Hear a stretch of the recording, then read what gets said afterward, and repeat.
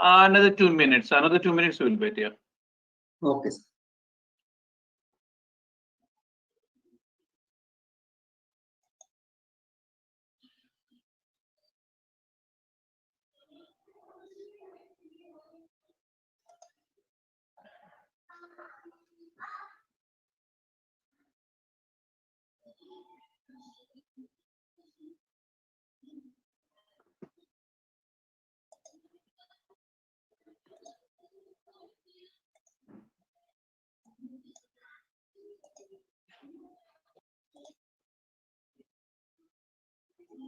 You can give me, the screen sharing, this thing. Yes, sir. We'll give you.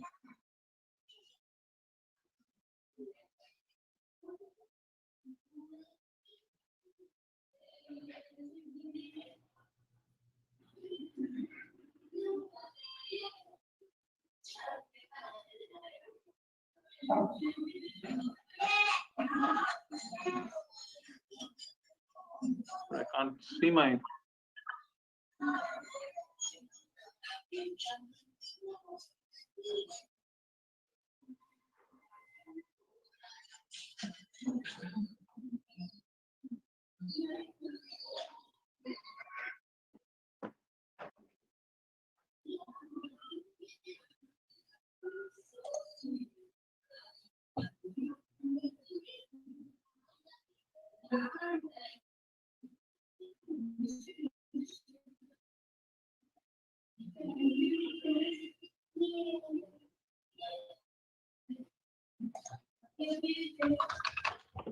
Prabhat, it shows the organizer is experiencing technical difficulties. Unless the organizer rejoins, the meeting will end in 60 minutes. Prabhat? Okay, I'll take care of this, sir. Yeah.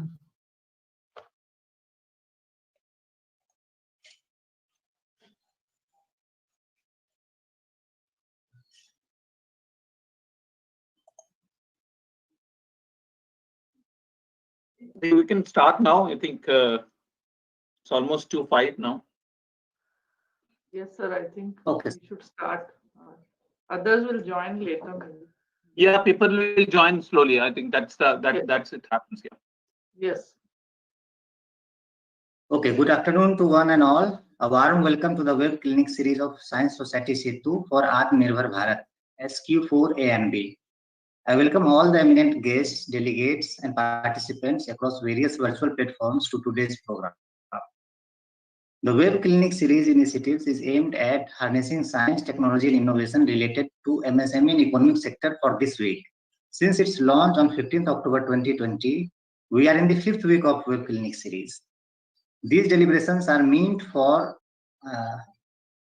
opportunities in locally productive and globally connected models, SNT interventions for e-marketing linkages, viable solutions for small and medium enterprises, integration of farm and non-farm activities for setting up the business.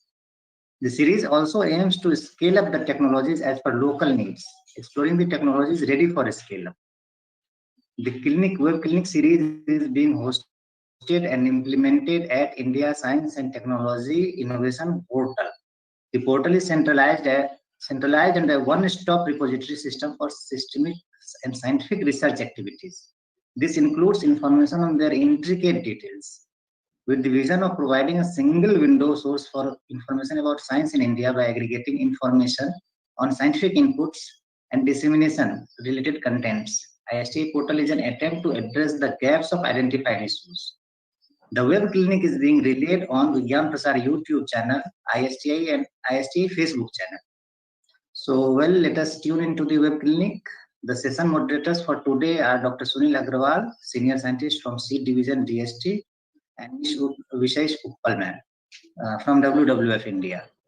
I welcome Dr. Devpriya Datta sir, Head Seed Division and Advisor DST, to set the context and share the thought process behind the ideas and execution of this web clinic series. Over to you, sir. Thank you. Thank you, Prabhat, and good afternoon to all of you, all of the the participants and the stakeholders of the Science and Society, Setu I think Prabhat, you have to control the microphones. Yeah. Yes, sir. Yeah. So and also I request all the the participants here, please keep your microphone off, otherwise it interferes with the person who is speaking. Though I see in most of the the participants here, they're with us over these 5 weeks, but I see some new participants. For them, quickly I will introduce this this web clinic, the Science Society Setu for Atmanirbhar Bharat. But the name web clinic, as you see here, why we are talking it a web clinic, because during this post pandemic, the world, the world has become virtual. There are many webinar, web meeting is going on, which mostly is in one way, the communications. But here we want to make this communications as you see here is a cross bridge collaborations, and like why we are organizing it. Like I will share the people who are not were not with us over these weeks to them. As you know that the government of India, especially during this post-COVID the situation, has announced that the Atmanirbhar Bharat program, and there is an 20,000 crore rupees has been announced for this physical infrastructure. But if you see in that those physical infrastructures or the announcement, there is a huge the opportunities for the knowledge infrastructure community, because the physical infrastructure cannot work unless the knowledge infrastructure gets developed similarly in the country. And while looking into this, developing this knowledge infrastructure, there is certain we observe certain significant systemic gaps which all of us struggle at our end as a stakeholders. The S&T absorption capacity of the community, the voluntary organizations like who works as the SETU, their the continuous technological knowledge operations, and the startups who are there, that their role in the social development, and the orientations of the knowledge organizations in our country towards a local our problem in solving. So this pandemic gives us this opportunity to address these systemic gaps by bringing the stakeholders of this the knowledge infrastructure development, that is the community, the civil society, the startup community, the knowledge organizations, and even the international organizations and the government, the relevant government ministries together, in order to discuss about that the how to basically the address the central these two part of the Atmanirbhar Bharat, that is the technology system, the driven systems, and the social infrastructures, so with these objectives of harnessing the science and technology in innovations for a better quality of life, especially and inclusiveness for the socio-economic welfare, well-being, especially in this post the pandemic the situations, and strengthening the S&T capacity of the NGOs. So these are the objectives with which we have started this the cross-bridge collaborations web clinic, and we are aligning them with the pillars, the 5 pillars of Atmanirbhar Bharat, that is the agriculture and allied sector, MSME and the economy, social infrastructure sectors, and the cross-sectoral sectors. And this over the 8 weeks, 2 days a week, we are discussing. And the first, the first day of this web clinic, here the knowledge organizations are talking to the NGOs and the startups and also the communities about the technology which are available, which can be taken on the field. And the second day, like today is the second day of the 5th week, which is socially relevant STI, like the civil society, that's the NGOs and the communities, the startups who are working in the social development space, they are talking to the knowledge organizations for the probable collaborations, and so it is a socially relevant STI what we're talking. So what we find over these 5 weeks, we have found like in a lot of the new ways of working and the new collaborations has emerged. We found that there is a need of till now we have done that the lab to land, that there is a need to land to lab program for knowledge co-creations with the community and the scientists, because the communities, the innovativeness is the well field tested, the innovations which can be improved along with the collaboration with the scientists. There is a program required for the locally produced technologies to be improved by the knowledge organizations, because the locally, there's science technology enable non-governmental organizations that develop locally produced technologies which can be improved in its efficiency through the knowledge organization collaborations. There is a requirement of the firm productivity and environmental performance optimizations, because generally in the to pursue the development, we forget about the environmental performance, and we miss one of the important axis of the sustainable development. And we must create the the sustainable development examples at the field level, because the real action takes place there. It emanated the suggestions of a one-stop technology marts, from where we have a lot of technology available at the different levels. They can be made available to the non-governmental organizations and the small companies and the startups. There is a need of appropriate technologies, not necessarily the low-cost technology in the diverse livelihood sectors. Till now in the country, we have like a lot of the agroclimatic zonations. I think the time has come that where we must also recognize that our livelihood, the system, the classifications in different areas, and work towards that. There is an opportunity in contract research along with the agriculture universities, often a very interesting program called E-Yantra from the IIT Mumbai, like where the students are using robotics for the improvement in the agriculture. And there is an a lot of interest shown by our core support groups, NGO network. Similarly, it was discussed about that this post-COVID situations, there can be virtual technology incubation facilities. There can be rural, technology incubators, and there is a need of certifications of the rural products from accreditation organizations, because like a lot of these, the NGOs and also the startups, they are developing along with the community many products which needs the standardizations and accreditations for its the higher value.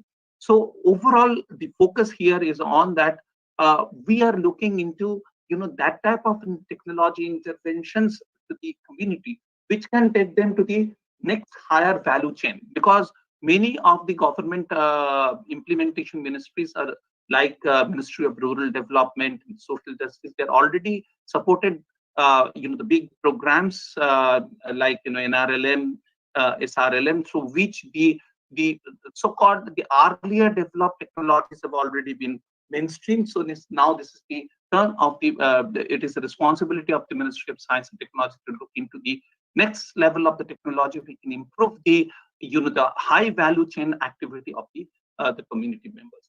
We found that a lot of the collaborations opportunities, like in a convergence with the line departments, like a new departments like animal husbandry, fisheries department, the MSME DST collaborations in these 40 clusters was discussed about, and experimenting with the fully developed technologies in their Gram Vikas Yojana program, the Aspire programs, in these possible candidates. We discussed about the different technologies over this last 1 week.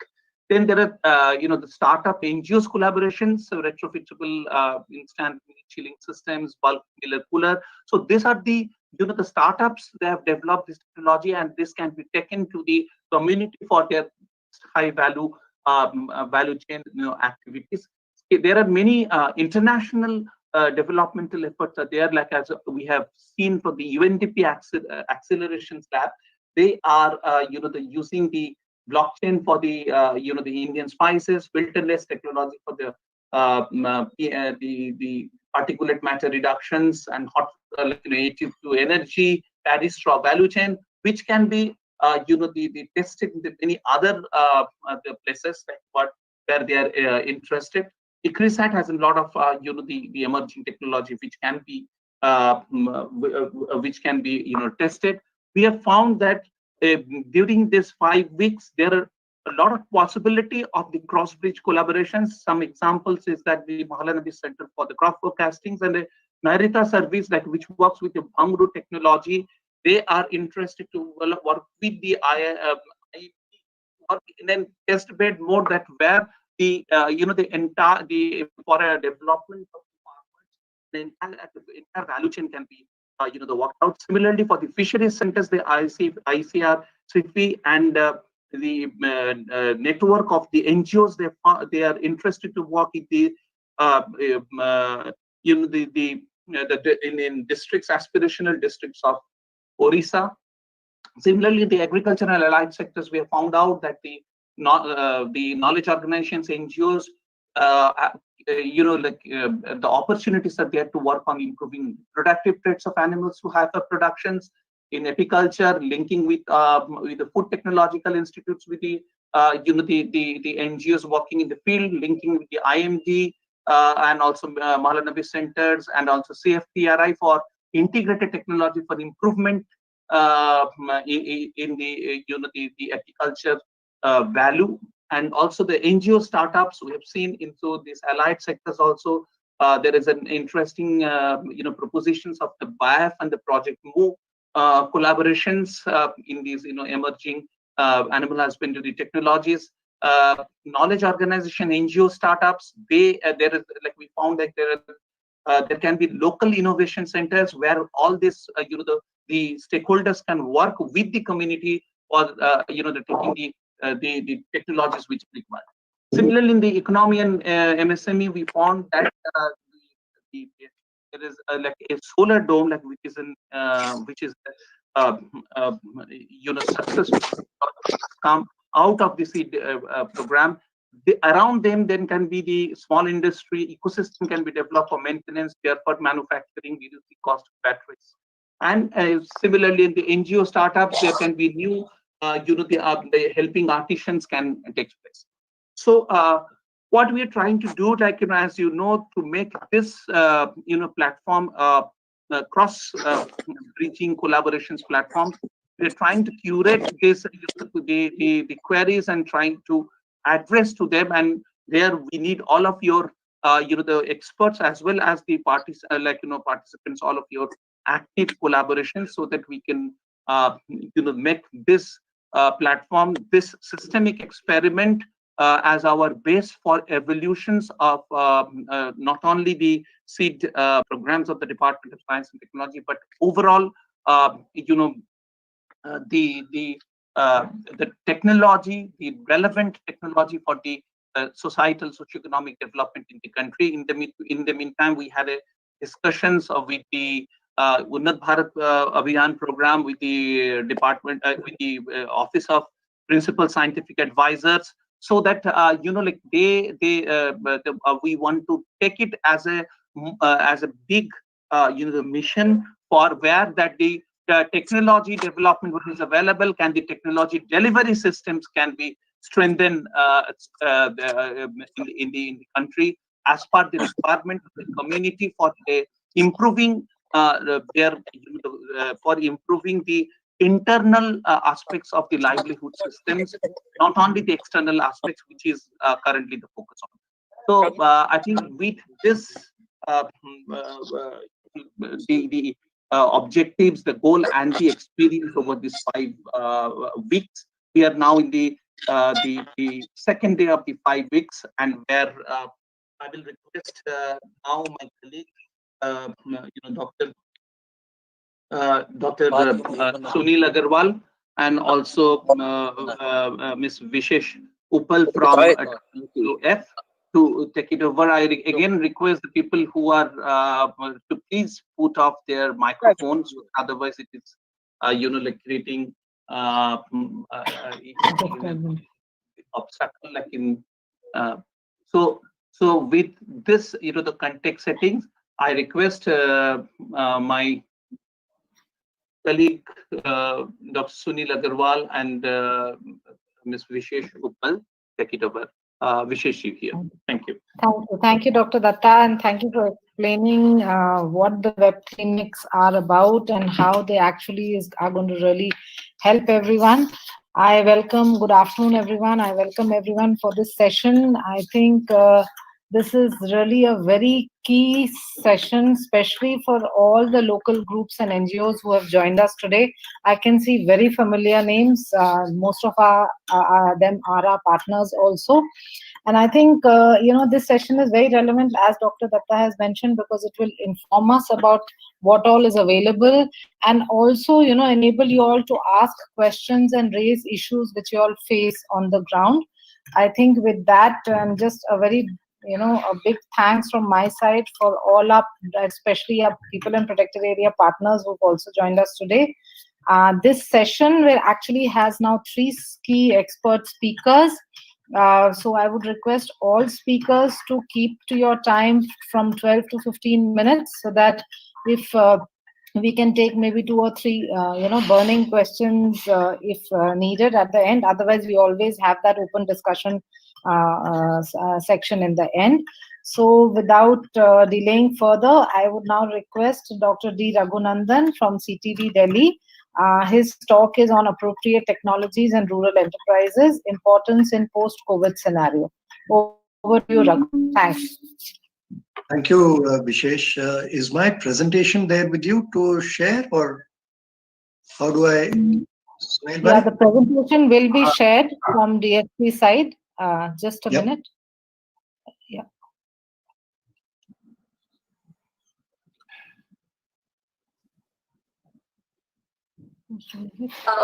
May I intervene, ma'am? This is Anuradha. Yes. I requested to sir also because the Vigyan Prasar, they are doing it. They are doing it. That Vigyan Prasar, the person Prabhat and Pooja, they are facilitators. They are working from home today. So if they find any difficulty, like any connection issue and all, then the speakers and panelists are requested. They will be presenter. We will allow them for today's session. Okay. So basically, if they can't share, then we will give you sharing screen access to the speaker. Yeah, thanks. Okay. It has come now. Thank you.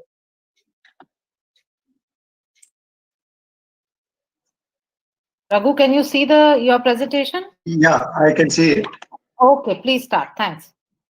So is that on full screen now for the others, for the participants?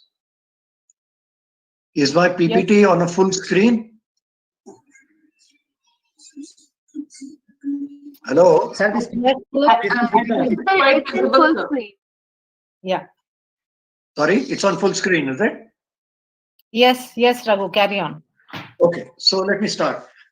So very briefly, we are the Center for Technology and Development. We work primarily in the Dehradun district of Uttarakhand and in 3 neighboring districts.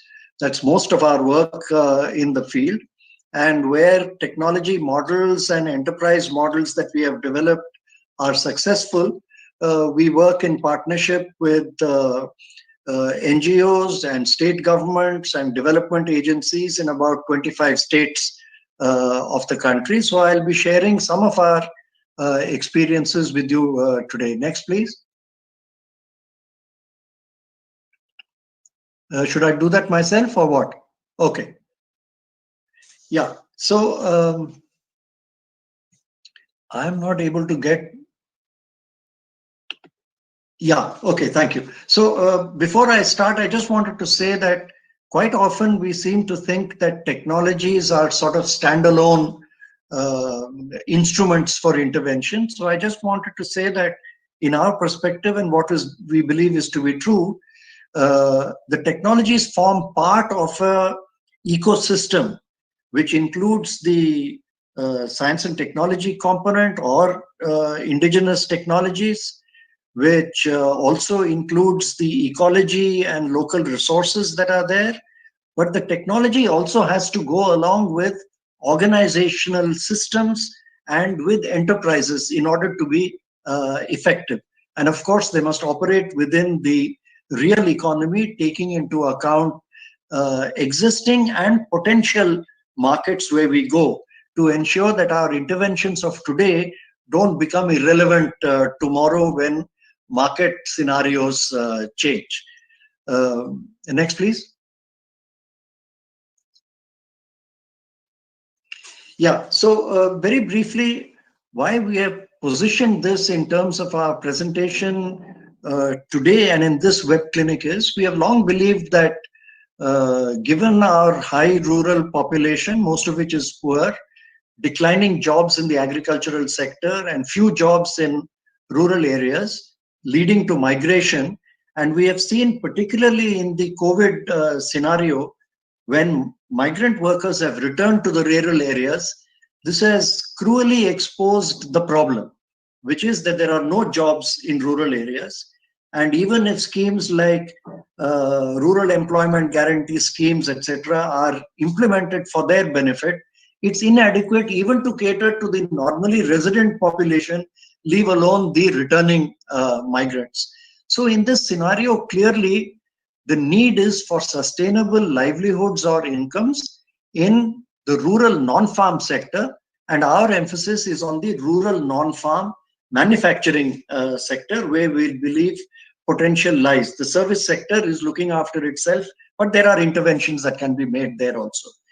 2 points I want to emphasize on this. One is, if we are to look at rural non-farm sector, we are talking about enterprises based on local resources, either mineral, plant, etc., and to set up value-added supply chains, not just supply chains, taking raw materials from rural areas to industries, but adding value to them before they go. And you'll see in our presentation how much emphasis we placed on that. And this will then result in value addition, which adds to the local economy, to jobs, and to income enhancement. Next, please. So very briefly, we work in collaboration with science and technology institutions, research labs, universities to co-develop technologies based on specifications arising from the field. So we don't encounter a lab to land issue of having developed a technology and then figuring out whether it fits into the local conditions or not.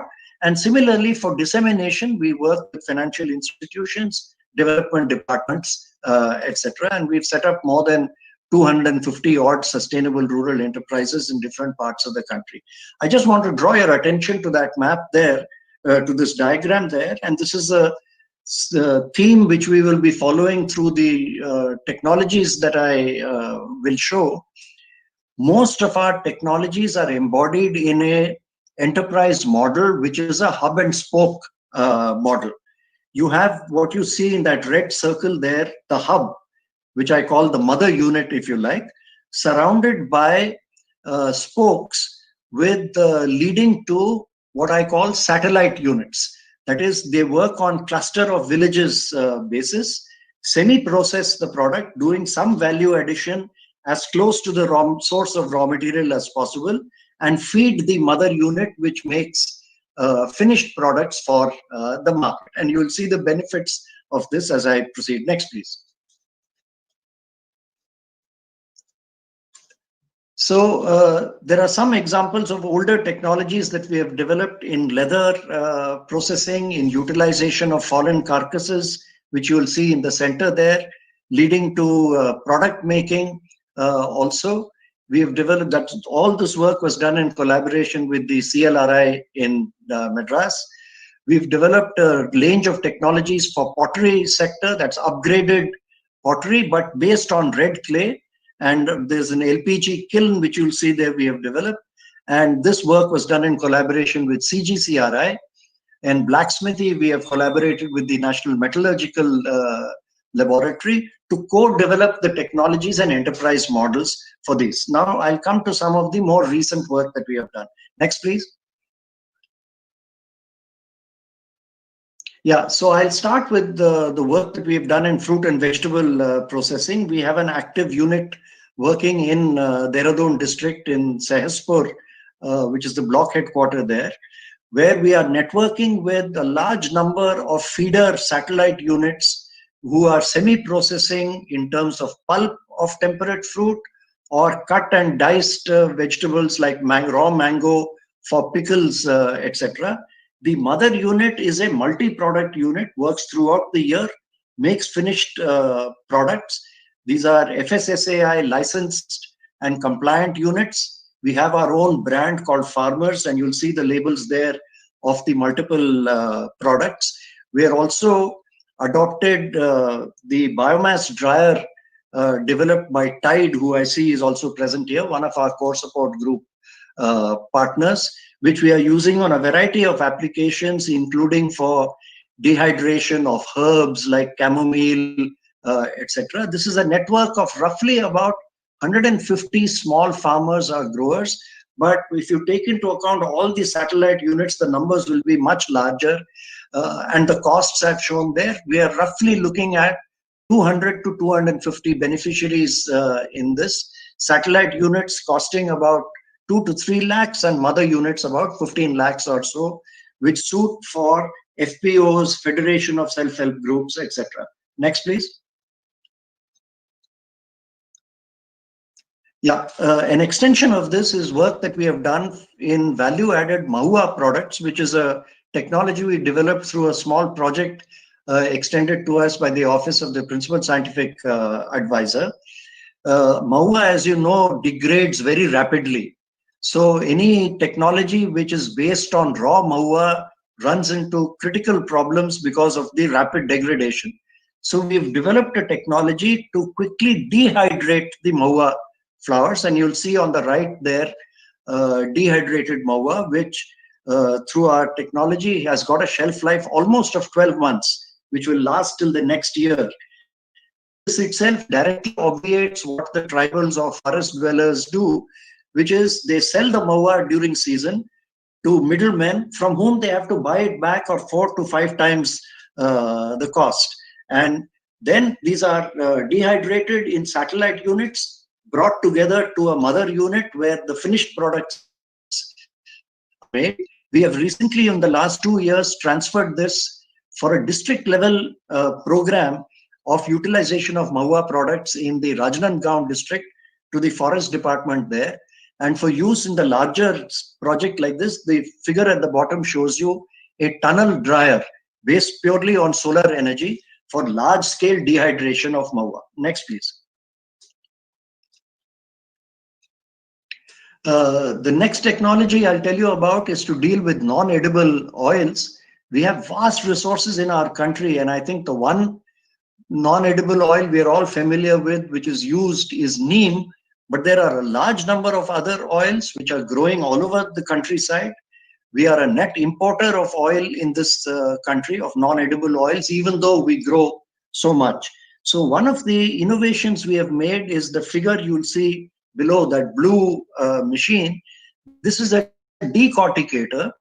Now, when we started this work and consulted with various organizations, they all were offering decorticators for individual seeds. So they said, if you want for neem, we'll give you one for neem. If you want for karanj, we'll give you one for karanj. We wanted a multi-seed decorticator because in the scenario in the rural areas, you always get 4 to 5 different tree-borne oil seeds in any given area that you take. So we've developed this multi-seed decorticator, which can handle 19 different varieties of tree-borne oils. And then once you extract the kernel, the oil-bearing kernel from the shell, then they are processed in the expeller. And we've given here the costs, the mother unit roughly costing about 7 lakhs or so, and the satellite units, which essentially just de-shell, costing about 3 to 4 lakhs or so. And the oil extracted as well as the cake are sold to user industries who use it for lubricants, paints, cosmetics, medicines, etc. Next, please. The next slide will show you about different varieties of tree-borne oil seeds for which we have used these. We have active, running, viable projects in about 10 different locations of the country in different parts, ranging from Mizoram working with tung seeds to Kanyakumari working with rubber seeds, etc., and to our own unit in Dehradun, which works with wild apricot seeds. Next, please. So this is our wild apricot project in Dehradun. Wild apricot, as you know, is very sour, not like the table apricots. They grow in the mid-hills areas. There's very little local use, and most of the traditional processes are manual. You can see that old lady there trying to extract oil from rubbing it in on a stone pestle and mortar, in which you can get only about 6% of the oil extracted. Very drudgery filled system and inefficient. So what we've done is to develop a technology package. The photograph on the left that you will see there is a hammer mill designed specifically for this, which breaks the outer seed, which looks like an almond, like a small almond, and extracts the kernel from that. But kernel separation is quite difficult because normally a blower will separate the kernel from the seed. In this, it's very difficult because they are the same weight. But we have soaked it in brine, which helps to lift the separate these two. It also performs a very useful function of removing what is called prussic acid, that is hydrocyanic acid, which is what makes the seed bitter, the kernel bitter, which we don't want. And we are using a cold expeller you see there, which has been developed by Merado, available out of Ludhiana. And this is our finished product, which is the wild apricot oil, which is conforms to USDA standards of prussic acid free apricot oil, retails at about 1,000 rupees a liter and wholesale for about 450 liters. We have about a 20 or 25 satellite units throughout Uttarakhand in different districts who are feeding in kernel or sometimes the seed alone for us to pursue this occupation, this enterprise. Next, please. Now, I want to draw your attention to this, the value chain of this. Now, if you look at fruit, let's assume it has a value of X. If you remove the pulp, which is not normally used anywhere, we buy the pulp because it goes into our fruit processing units. That gives you a value addition of 1.5 times, 1.5x. The seed, which gives you another 1.5x. The kernel, which gives you 4.5x. And the oil, which gives you 22.5x. At a bulk pack, that is wholesale. And if retail, it gives you 50x, which we share again with the beneficiaries. So extra income accruing to the farmer is 30 to 50% of the sale value of the product, which is considerably more than what the farmer can get from the seed alone. And all this extra value is accruing in the local economy itself. So that's the value chain in this technology process. Next, please.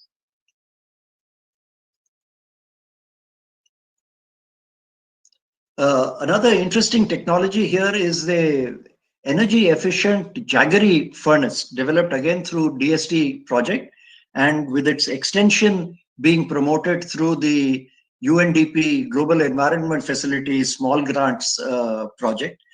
This retrofits the furnace with a redesign, which is shown in the middle picture. The orange line represents the new design and the yellow line represents the traditional design.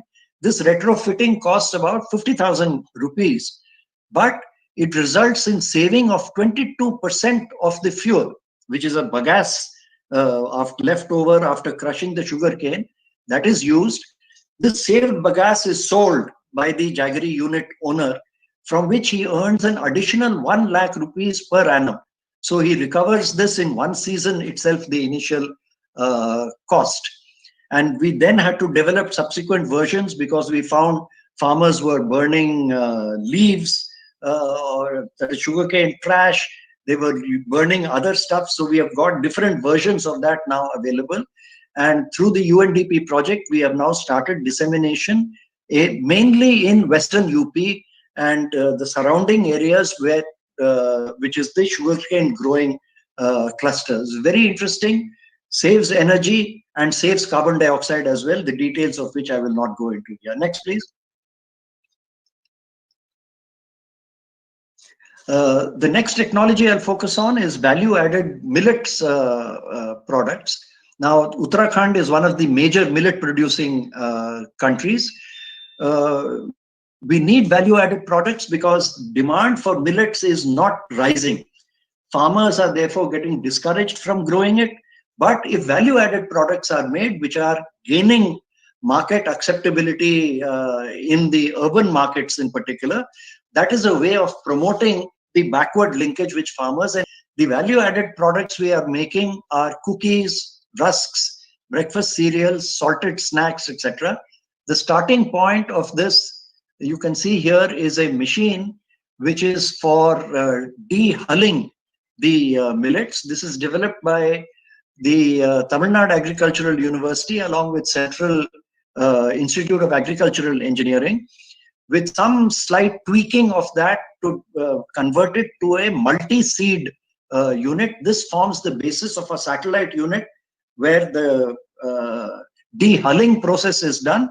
A small chakki or a grinder will convert that to flour, which can be either sold directly by the satellite units or supplied to the mother unit for preparation of the value-added products. You'll see at the bottom the labels that we have got. These are also all FSSAI certified units using at least 50% by weight of millets. This technology has been recognized in the Millennium Awards, and the Indian Institute of Millet Research in Hyderabad has encouraged us to set up a technology incubator cum startup. And this technology is also now being shared with Ethiopia under a FICCI DST joint program. Next, please. Yeah, this is again the value chain showing how much value. Again, you can see here that about 40 to 50% of the value added is being generated at the grassroots itself. The rest is in the marketing chain at wholesale and retail. Next, please. Yeah, the other technology I want to share with you is based on saponin-bearing plant extracts, mainly on Rita, for example, which in our country you will find it even being exported in raw form because eco-sensitive consumers in Europe and in the US use this Rita, put it into their washing machine to have biodegradable and rather than using detergents, chemical detergents. So what we did was, why export this raw material from the villages? So we've developed this system to prepare aqueous extracts, which we then stabilize. Again, it will have a shelf life of 9 months or so, carrying forward to the next season. And then we've prepared protocols to make a range of all natural, that is without any inorganic chemical additives to it, which are fully biodegradable. And you will see here we have developed a shampoo, hand wash, laundry wash, dishwash, all of which again conform to US FDA standard, which is above 95% natural. Ours is actually close to 100% because we use all eco-certified products. The one difference in this product is that these are high-end products. So this is mainly aimed at metros and online markets. We are currently starting the commercial operations of this because they are waiting for some licensing processes involved. But this has also been recognized by the Women's Entrepreneurship and Empowerment Scheme, again jointly funded and sponsored by DST and FICCI. Next, please. Yeah, and once again, the value chain here will show you from the seed, you de-seed it, that gives you a 5 times value addition.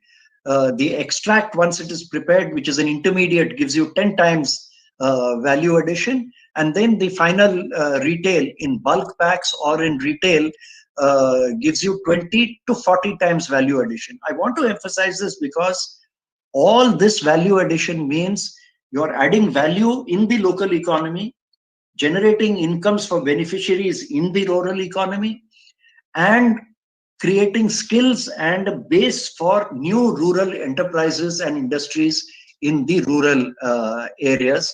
So the technologies I've developed now show how groups like ours, which is a core support group with qualified and experienced scientific and technological personnel, can cater to and develop value addition based on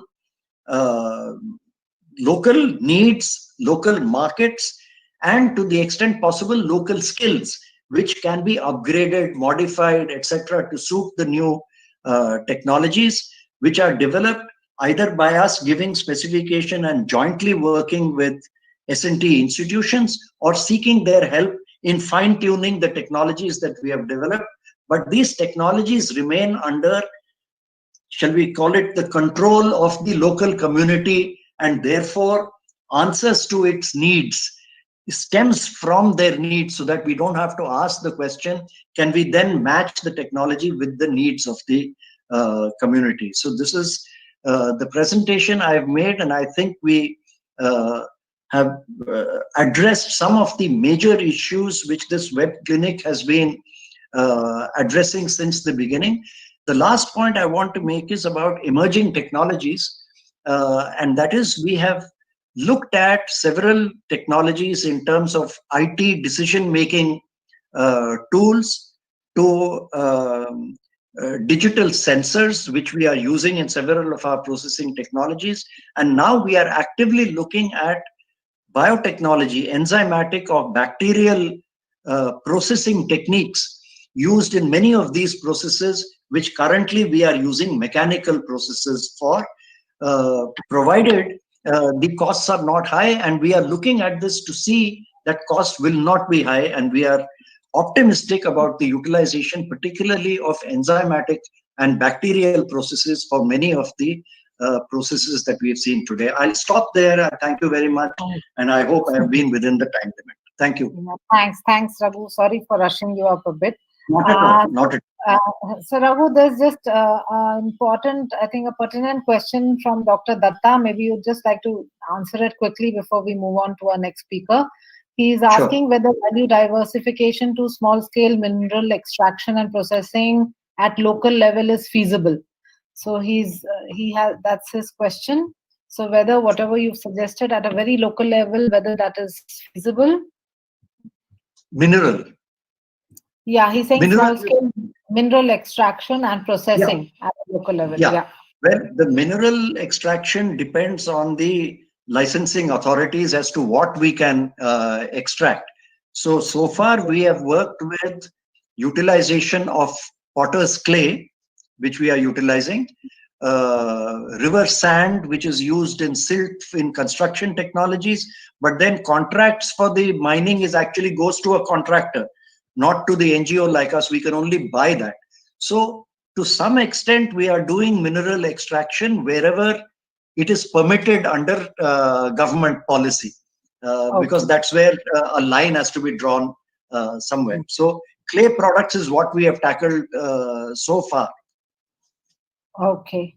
I think there's another question, but we can park it for the maybe the session after all the speakers finish. So now I would request Mr. Prakash Mishra from Agni. His topic is today's innovation positioning for non-farm livelihoods.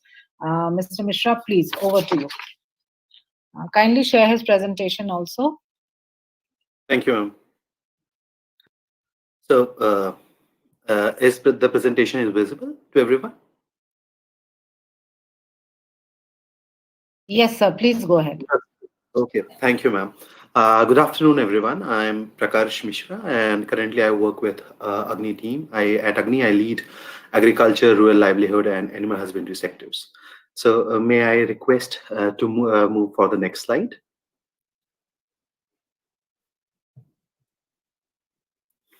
Thank you. So just a very quick introduction about Agni.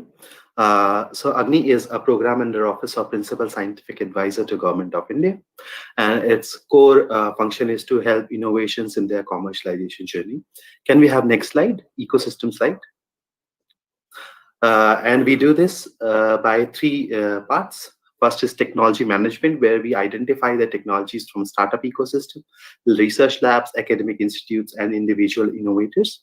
And with tech scaling, where we connect these innovators to the accelerators, incubators, investors, financial institutions, and MSMEs, depending on the innovators' ask. And then finally, we help them in tech adoption, where we connect them to the global corporations, large Indian companies, government department, ministries, development organizations, and grown-up startups. So with this brief introduction about Agni, now I'll move to my topic of today is innovation positioning for non-farm livelihoods. So just a brief introduction about how the slide flow will work. This slide is totally organized in the design thinking process. So when we were given the task of understanding the sector and how can we facilitate commercialization in non-farm livelihood sector, this we started understanding the sector. Can we move to the next slide? Thank you. So as you can see in this picture, this is a clearly design thinking format.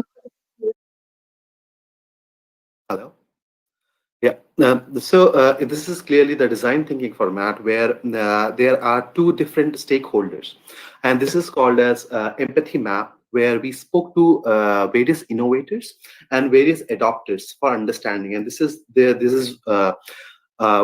two persona from the innovator and the adopter perspective.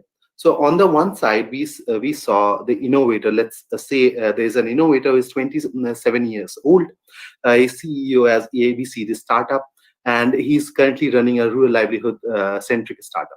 So what he thinks is innovation is very brilliant and it's solving the pain point of the customer, and it is one of the potential for next generation to become a very prominent startup and then become a very good organization like Google.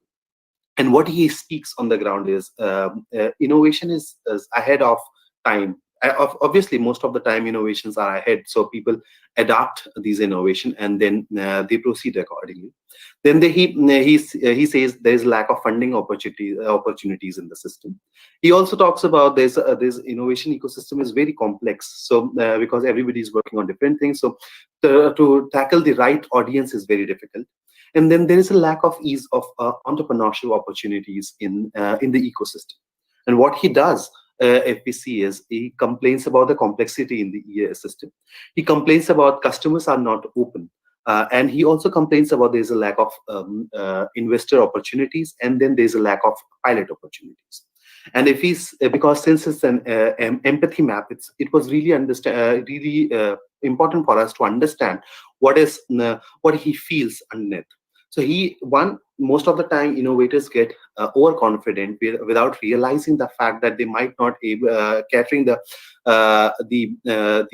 problem which actually end users want to solve. And then when he is not able to connect with his audience, then he feels unheard and frustrated. So what he desires here is a mass engagement with the users, more funding opportunities, and also scaling of his business and product orders. Similarly, if we see in the adopters perspective, because here adopter we are talking about a rural livelihood perspective, then we chose one persona where the end user is 35 years old, single mother, 3 kids, and lives in the tier 3 cities of Uttar Pradesh. What she thinks is a possibility of a better income source for the family, access to the better quality of life, or starting a new business opportunity so she can generate more income opportunities. What she speaks is her fear of starting a new business, having a shelter for family, of course, and what is the possible earning source, and also for a better education for her children. Simultaneously, what she does is she takes care of her children and the parents. She helps the house. She works as a house help, and then she's also involved in the agriculture activities and borrow money from the lenders, repay and repeat. This was what we have observed, that most of the time end users, they borrow the money and they pay it, and this is like a vicious cycle. So when we started understanding the end user here, there was irritation, there was a lot of complexities in surrounding, and they were unnoticed. So what the desires was two things, a new source of income and better standard of living. So moving to the next slide, please. Then we started understanding what are the risks associated in this sector. So we identified 4 different risks. The one was adoption risk, where there was, as you can see earlier in my last slide, there was a clear disparity between the background of innovators and end users. There was a requirement of geography-specific centric innovations. Then in terms of technology risk, early adopters were very limited, and pilot opportunities are rare than the adoption of the pilot itself. After the pilot, finance risk, yes, despite measures to support financial inclusion, there are multiple micro-lending organizations are there, but farmers still still feel discrepancies in crop loans, loan waivers, agriculture insurance, and also there is very limited awareness about these among the people. Then, in terms of FPOs and FPCs, they often fund the pilot. They are willing to fund the pilot, but because there is a very limited finance, they also get skeptical about if they should invest in these such kind of technologies or not, because given that it's a very new technology. The 4th is market risk. It is the challenge of scale. Of course, there is a varied geography and needs, because our country is very vast. And then there's we automatically understood that there's no formalized channels for organic exchange of the information. So there's one side, there's innovators are there, the other side is adopters, but there's no clear communication between both. Please, next slide. Thank you. So as we proceed in design thinking, the most important part is prototyping, to understand what should we do to solve this problem. So as Agni, when we explored a different kind of models, and thank you. So here we identified 5 intentions. One was impact, second was relevance, third was expansion, 4th was efficiency, and 5th was relationship management. For that, we wanted to target impact at scale, so that technologies can reach the wider people, mass audiences, and also it can empower the bottom of pyramid directly, so that they can get aware about what kind of solutions are available with the labs or with the startup ecosystem. What is the relevance is problem statements from the adopters. What the adopters are saying, and what the problem they want to solve, and also ensuring the grassroots connect, so that the solution is actually specific to the grassroots problems. Third is expansion, so that the target will be very they are networks, so that we can target to them. Efficiency, the bottom to top approach, which means the user-centric approach, and which follows the reduced reaction of time. And finally, relationship management, for establishing the robust channels, so that the dissemination of technology is possible. And for that purpose, we tried a model of funnel. As you can see in this funnel, there was one side is demand side and the other is supply side. First, in the demand side, we tried for identifying the use case formulation for the pain points in the sector through surveys, interviews, field visits. And then based on these use cases, we look for technologies from the labs and also from the startup ecosystem, if they're actually matching or not. Then in the second process, we identified the relevant adopters, and then we identified the intent of the innovator towards tech commercialization. If he wants to license the technology, or if he wants to do a pilot testing, what is the intent? We tried understanding it. And finally, we followed mechanism of technology showcasing, open innovation, open one-on-one mapping to create direct engagement with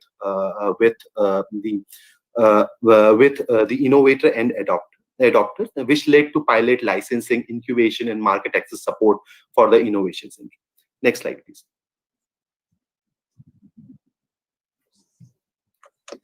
Thank you. So after this, I'm going to talk about 3 different case studies. These case studies are associated with different stakeholders where we have worked in the past. And these are some pictures where we organize digital technology showcases. We organize physical technology showcases where we directly met with the users.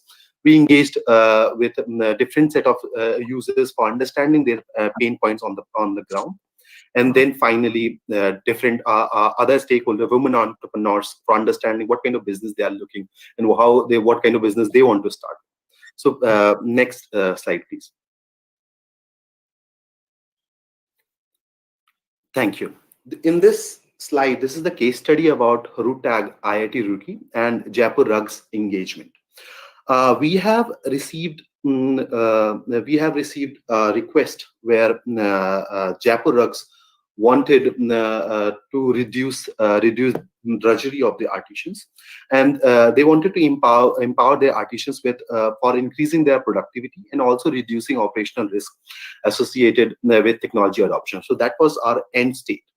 And from this engagement, the outcome was direct engagement between the innovator and adopter. So IIT Roorkee, RUTAG IIT Roorkee, and Jaipur Rugs, and then faster adoption of the incremental innovation. Because we together with the help of Dr. Ketki Bapat ma'am, we identified that what could be the potential solution and for the problem Jaipur Rugs were facing. And then we identified that one solution called Bageshwari Charka, though it's an incremental innovation, but it was actually solving the problem. So once for that, we followed the mechanism that we organized a visit of their corporate team to the lab. They went and they checked the product. Once they checked, they gave some feedback what could be a possible user requirement for that. And lab quickly iterated the solution, and then which created a paid pilot opportunity for the technology. And it was a very user-centric approach because lab iterated it accordingly, and they followed they understood what the user is looking for, and then they created this prototype accordingly.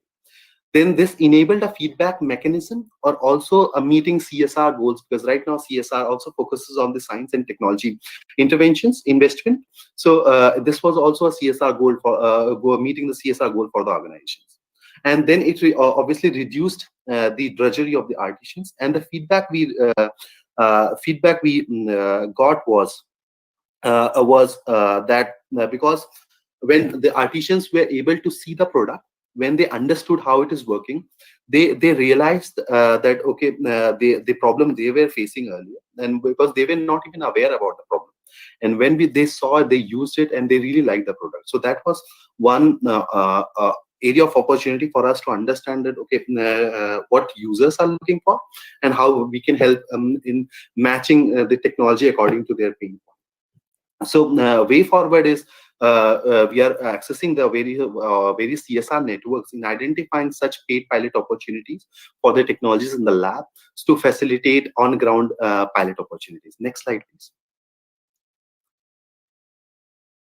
Second is Csc engagement. Of course, we have Mr. Rishikesh also in the panel. So we with Csc, we are already engaging on various activities, and one of the engagement is where we are engaging with the 800 digital village of the Csc. Csc has 4.5 lakh centers, and so we thought that why don't we understand what are the VLEs are looking for and how can we empower them with technologies. So here we did a survey for understanding what the village level entrepreneurs are looking for, and how can we help them with the technologies from the labs as well as from the startup ecosystem. Then, after these surveys, we have organized a physical as well as digital technology symposiums for enabling direct contact between the end users as well as the technology provider. We did one before Corona. We did it in Alwar district, and there was 14 adoption requests from that one particular village for towards the technology, and they were really interested. And so this was very user-centric approach. And here the innovation targeted were social and economic inclusivity, focusing animal husbandry and rural livelihood sectors. The feedback we received, again, it was when we did our basic research on, about customer behavior, market. It was the technology, the users were really interested in adopting those technologies, and even early adopters. And finally, now we are, as a way forward, we are again engaging with CSE for more organizing for more similar symposiums where will demonstrate several technologies, so that village level entrepreneurs will be able to understand what are the technologies available in the ecosystem. Next slide, please. The last engagement is Mandeshi Foundation, where we engaged with women entrepreneurs. Mandeshi Foundation has a network of women entrepreneurs, and we tried understanding what women entrepreneurs are looking for and how we can help them in with the technologies. And again, after understanding their needs, we curated 4 startups, and which were working in rural different domains: agriculture, energy, waste management. And then we helped them in connecting. They went and they explained all their innovations. There were some language barriers as well, but then there was a translator available who actually facilitated the conversation.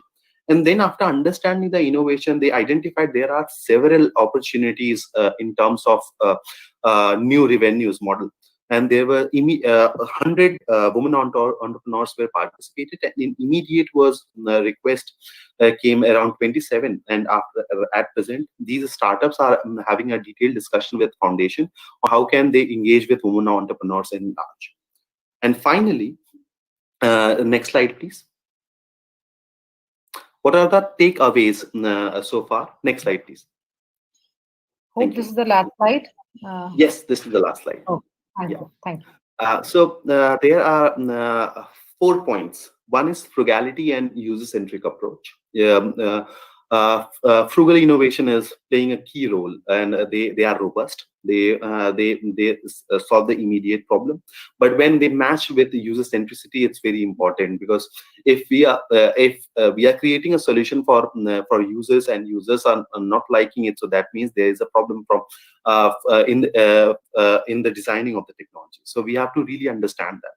Second is flexible cushioning, where as we can see in the examples of RootTag, where IIT Roorkee came forward and they modified the innovation as per the user requirement. So if we modify such innovations, so that adoption will be really easy. And again, the third point is pain point and use case mapping. So if we identify a pain point and then create a possible use case scenario, then mapping, adoption and pilot, all these scenarios will be very easy for the end users. And the last point is self-sustaining approach for long-term inclusive growth, which means providing only technology is should not be a case. There should be a complete whole package, so that adopter can use that technology for long, and then instead of not able to understand what to do with the technology.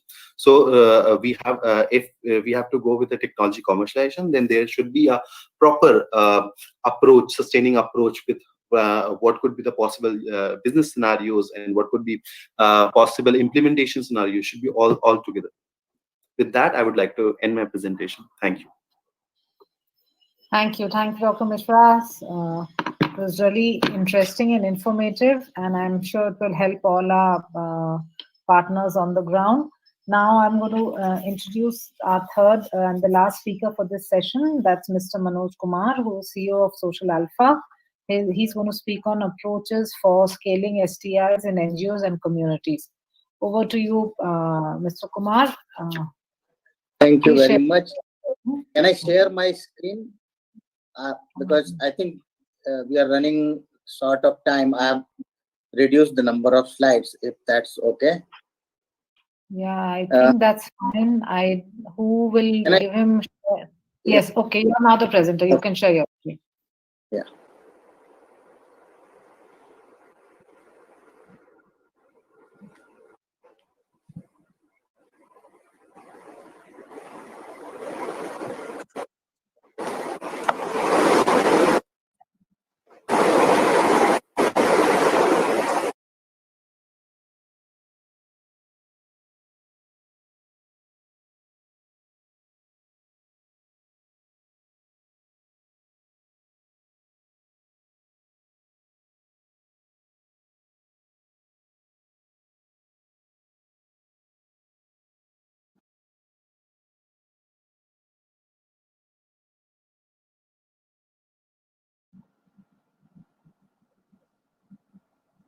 Mr. Kumar, are you there?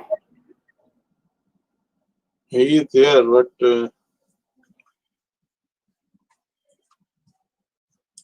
Mr. Kumar, can you share your screen and present? Oh, we can't hear him. Hello. Yes, Mr. Kumar. Yeah. Now we Can you hear see? Can you see No. my screen? No. No, we can't. We could see it earlier, but now we can't. Just a minute. Otherwise, you can tell that person to skip the Okay. slide if that's Okay. better. I think that's better. Is that okay? So Yeah, please share his presentation. Mr. Kumar will tell you which slide can be skipped. I think that'll just save us time. Yeah. Thank you. Thank you very much, and good afternoon, everyone. Thank you for inviting me to this conference. I will try to be as brief and concise as possible. So let me quickly introduce Social Alpha to you, especially to people who do not know about it. Social Alpha, at Social Alpha, we search for innovators and entrepreneurs and help them build their startups. And we operate through a network of incubators, accelerator programs, and funding mechanism. So it's a multi-stage incubation come investment platform that we have created, and we work with our entrepreneurs for a significantly long period of time. Can we go to the next slide and slide after that, please? Yeah, the next slide. Yeah.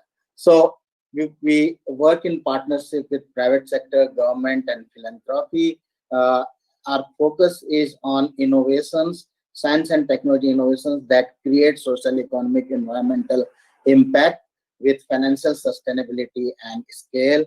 We run multiple grant challenges. We search for startups and incubate them through our incubators, as well as our partnership with multiple incubators, and we run multiple accelerator programs. Next, please. As of today, we work in 7 sectors: agri-tech, med-tech, clean-tech, civic-tech, assistive tech, ed-tech, and we are getting into the consumer tech space, which is more focused on sustainable consumption. Next, please. And this is how the whole model works in Social Alpha. We integrate ourselves with the larger innovation ecosystem in the country, and then our incubation model is basically split between technology incubation that is done through our innovation labs and business incubation that's more virtual. We also run a program called Entrepreneur in Residence, where our in-house team of scientists and technologists work on problem statement, which we have curated in partnership with our community organizations. And as these organizations progress, we invest in them also. So the way Social Alpha has been architected is bringing innovation, incubation, and investment pieces together in a single monolithic integrated platform, so that our entrepreneurs can get support throughout their product life cycle before they are successful in the marketplace. And next, please. So we started about 5 years back, and in last 5 years we have evaluated about 900 innovations and ideas, and incubated 150, invested in 40 out of 150, and have like a seed capital book size of 22 crore as of today. Next. So as we were building Social Alpha, the fundamental question that was in front of us were how do we use the same entrepreneurial approach that we have used in building Social Alpha over the last 5 years in scaling science and technology innovations in the communities. So we started doing some experiments in Jharkhand with our partner CINI, which is a Tata Trust subsidiary, and these experiments are ongoing right now, and we are working with a few other FPOs and community organizations to see if we can create similar replicable prototypes. Next slide, please. So if a lot of people here are from community organizations, NGOs, and producer collectives.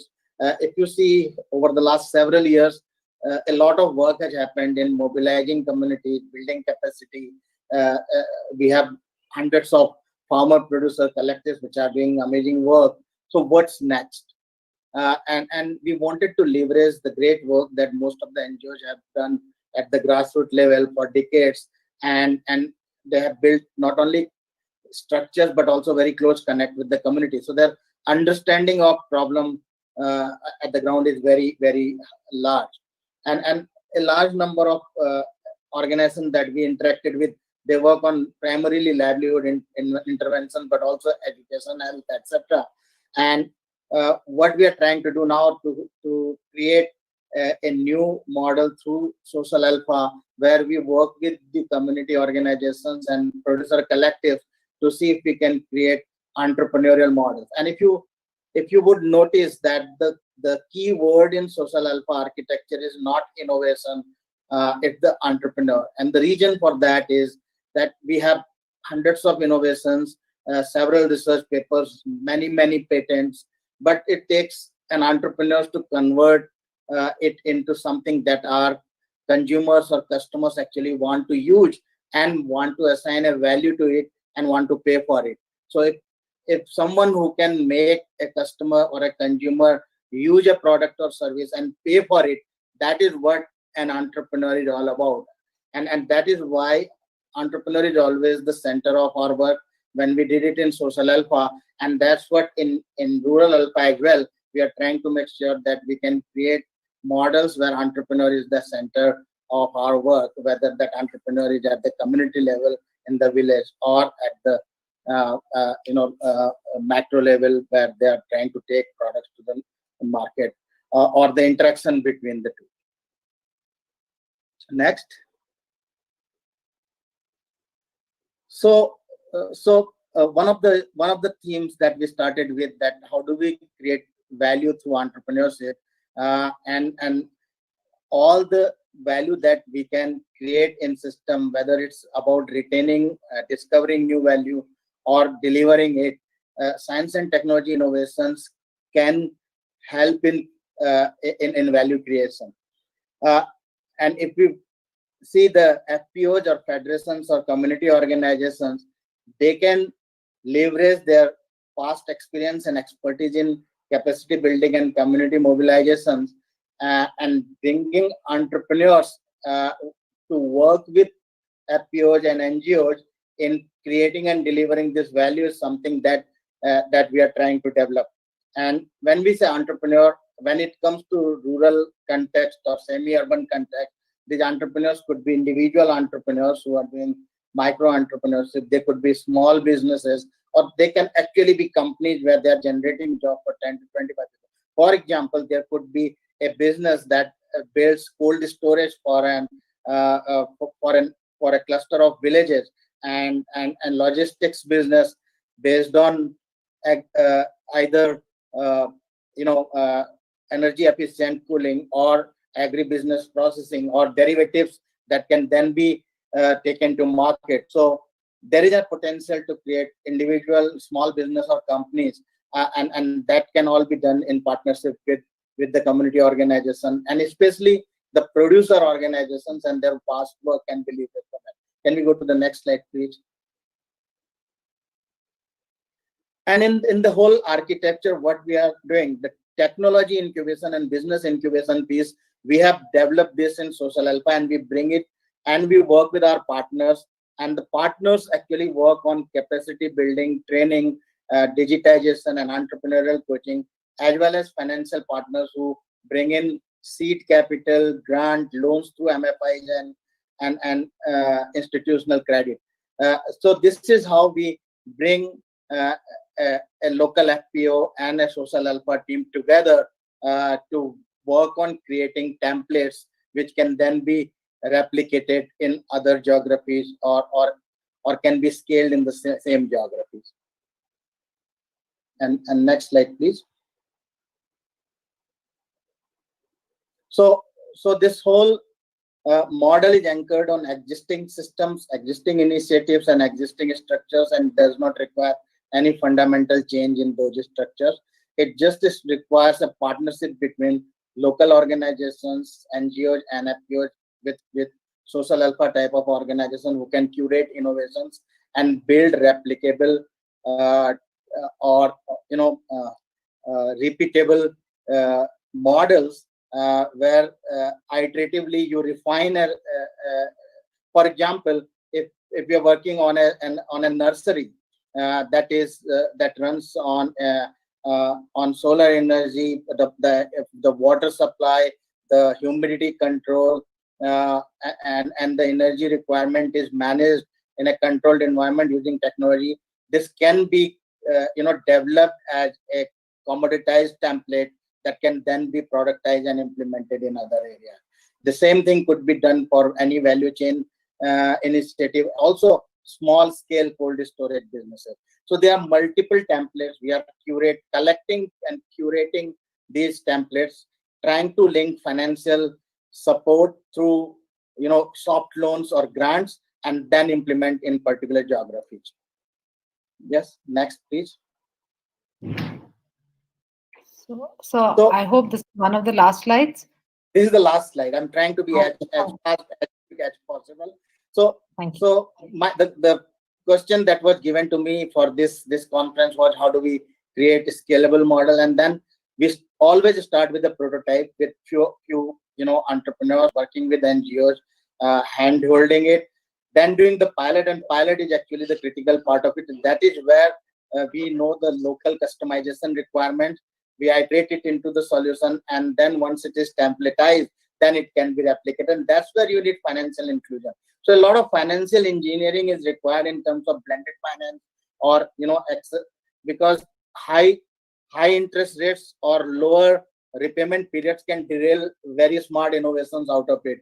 So getting the right financial innovation coupled with the science and technology innovation and the right community organization handholding at the grassroots level, these are the three critical elements that put together make the rural alpha model successful. We have already worked with 7 FPOs, and there's a lot of learning that has been fed back into the social alpha model, and probably in next 12 to 18 months we will have few replicable templates available for larger communities. Yeah, thank you. I think with that, next slide is if anybody wants to connect with Social Alpha, in the next slide we have our website and our Twitter handle. You can always look at our website and see more about our companies and our portfolio companies. In fact, I think one of our portfolio companies is going to talk to you today later. Yeah. Thank you very much. Thank you, Mr. Kumar. I think we've overshot our timings a lot today. So we would jump into the next session. Just before that, there is just one question from Mr. Anis Mohammed. I would request any of our 3 experts, if you could address it in the chat itself, that we would really appreciate. Over to you, Dr. Agarwal. Thank you, Csc. And now we will be having a panel discussions for the today's session, and we have 5 panelists here. And earlier session was essentially on the systemic issues, which has been very well reflected by Dr. Raghunandan, Mr. Prakash Mishra, and Manoj ji from Social Alpha. So now we have in the panel discussion Development Alternative Group, which is a core support organizations, which will be followed by Reliance Foundation, and then next presentation about the digital technology applications. That is from CSC E-Governance Service India Private Limited. That is the special purpose vehicle of Ministry of Electronics and METI. And again, we have a presentation from NGO called Jaggery from Himachal Pradesh, Kullu. That is essentially on the natural products, how it is being converted in the enterprise involving women. And last presentation will be on flower recycling. This is a presentation from the budding startup from IIT Kanpur. So now I request Dr. Mehti from Development Alternative to share his work about the Development Alternative, which is on the eco-friendly and resource-efficient construction technology, because Development Alternative is mostly working on the energy and habitat sectors. So, Dr. Mehti, please. Thank you, Sunilji, and good afternoon to everybody. What I'm going to share with you is a couple of technologies that we have developed, which are inclusive. Inclusive means which can be produced within the system and doesn't cross the system boundaries, which are resource efficient, and of course they are carbon neutral. Not carbon neutral, but low CO2 emissions. Next. So give you an idea of what is development alternatives is, we do prioritize scientific research based on evidence. Evidence means field-based evidence. So it is basically from what everybody is talking about, land to lab. And what we do is under technology development so that it is ready to be adopted. All the technologies that you will see here are use waste materials, and of course they produce or they emit lower carbon. Over these kind of technologies that we have been able to touch the lives of more than 16 million people, and you can see the happy faces of people also. Next slide gives you an idea of our achievement over the 32 years of development attempts, where we have been developing quite a lot of technologies. Sorry, you cannot be able to see this, but I can share with you if anybody wants to more information on this.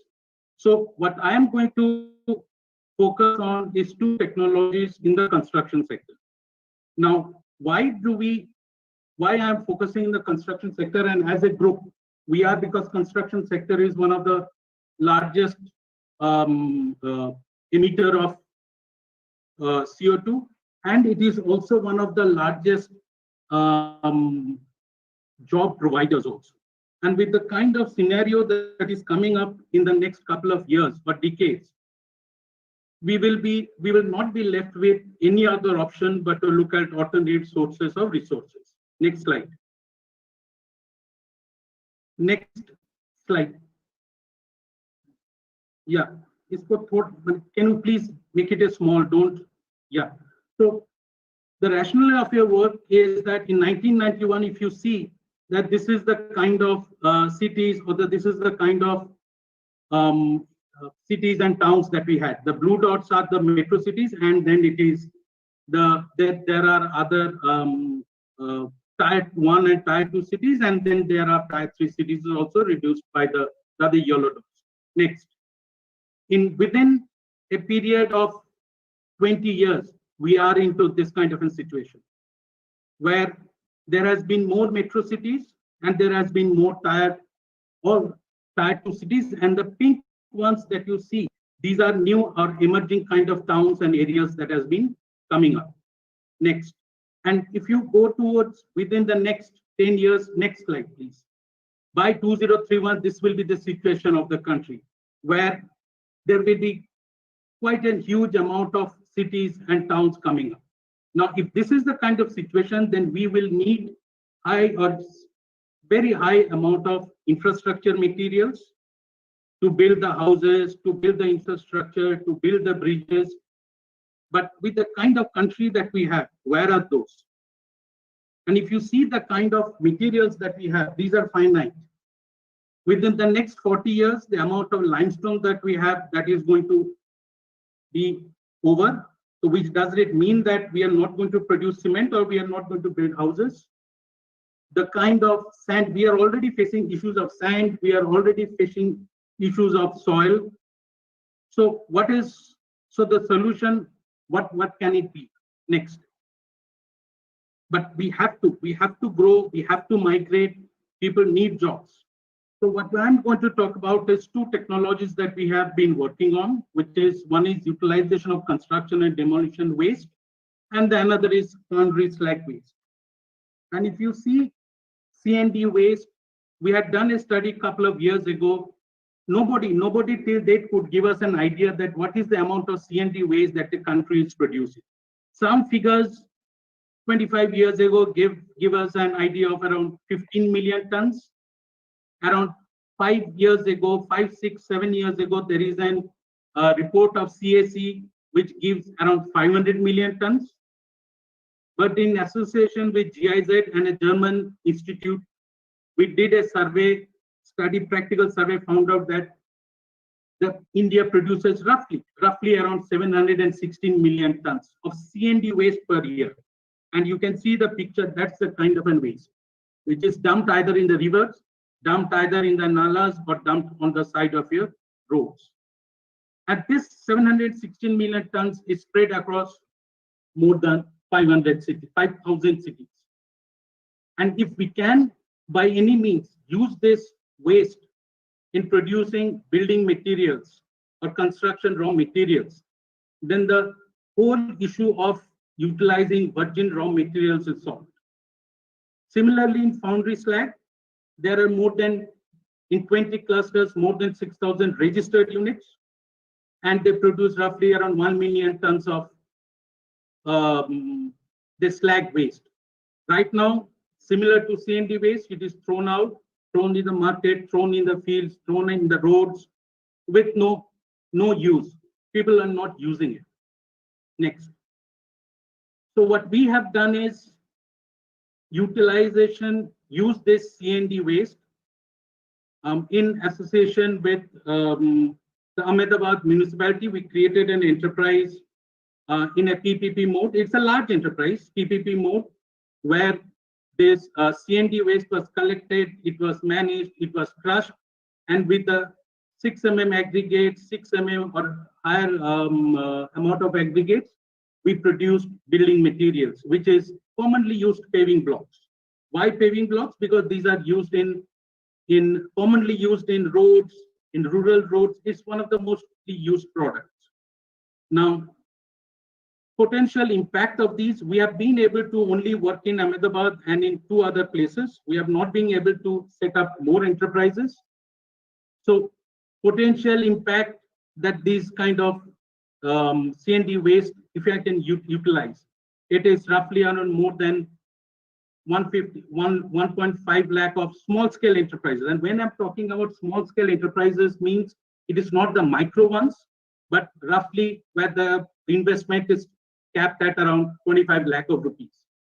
With an enterprise, with an workers employment of around 10 people per enterprise, which includes both men and women, it roughly will give around 1 million or more than 1 million of jobs.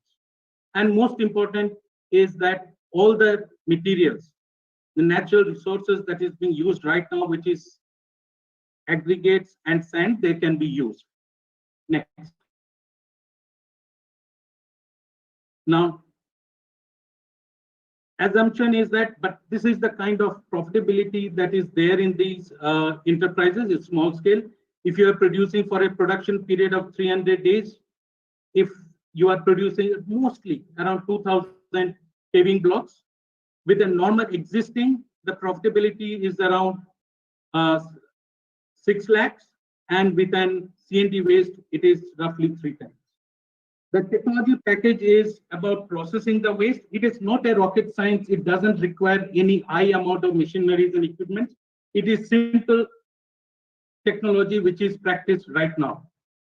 Now, it is about grinding the waste, use of OPCs, cement, mixing of the concrete, and then producing the building materials. Now, where I think we can value add and where we need the help of research institutions is in two ways. One is in the C&D waste, if we really need to enter into the smaller cities and the smaller towns, tier 3 cities or tier 2, then we need to develop this kind of a mobile waste processing machines. So if either through the RUTAC or through the IITs, if support can be provided in developing this kind of machines, then your overall cost can come down and small scale enterprises can be set. The next thing is, right now, the finer parts of the C&D waste, which is less than 2 mm, is not being used. It is thrown out. So if this can be used in building materials as a replacement of sand by bricks and others, then it will be helpful in to the enterprises.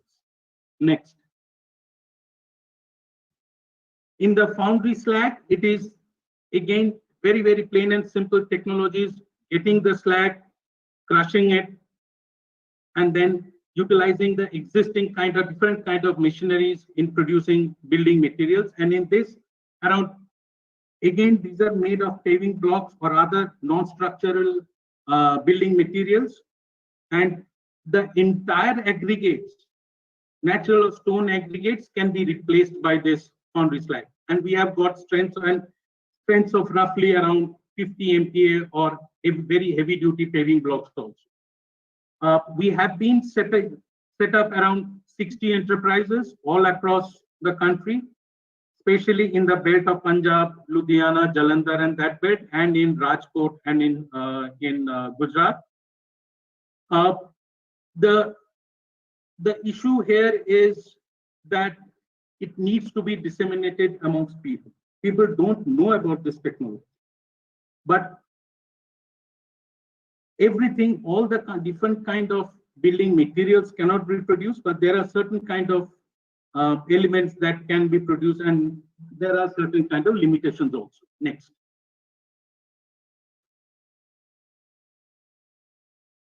Two types of machines you can use. Either you can use a hydraulic if you need very high production and very high kind of strength of paving blocks, then you can use a hydraulic machine, or even you can, for decoration purposes, for medium duty, you can use vibrating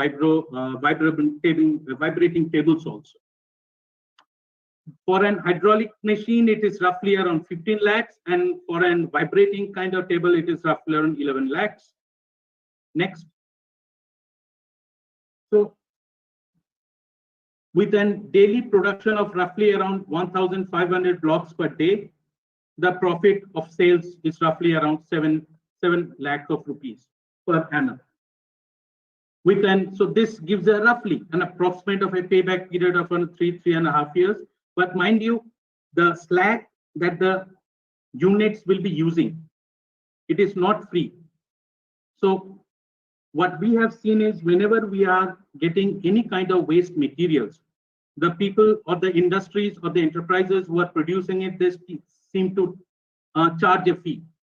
For example, in flyers, right now, previously it was given free. Right now, the thermal power plants charge roughly around 600 to 1,000 rupees per ton. So we have taken roughly around 200 rupees per ton that the foundry slag units will be charging. So it is roughly, say, around a win-win situation for everything. Now, to get all of these, so what are the kind of things that needs for these technologies to scale up, and next slide. So when we talk about scaling up, we mean scaling up in numbers and scaling out across geographies.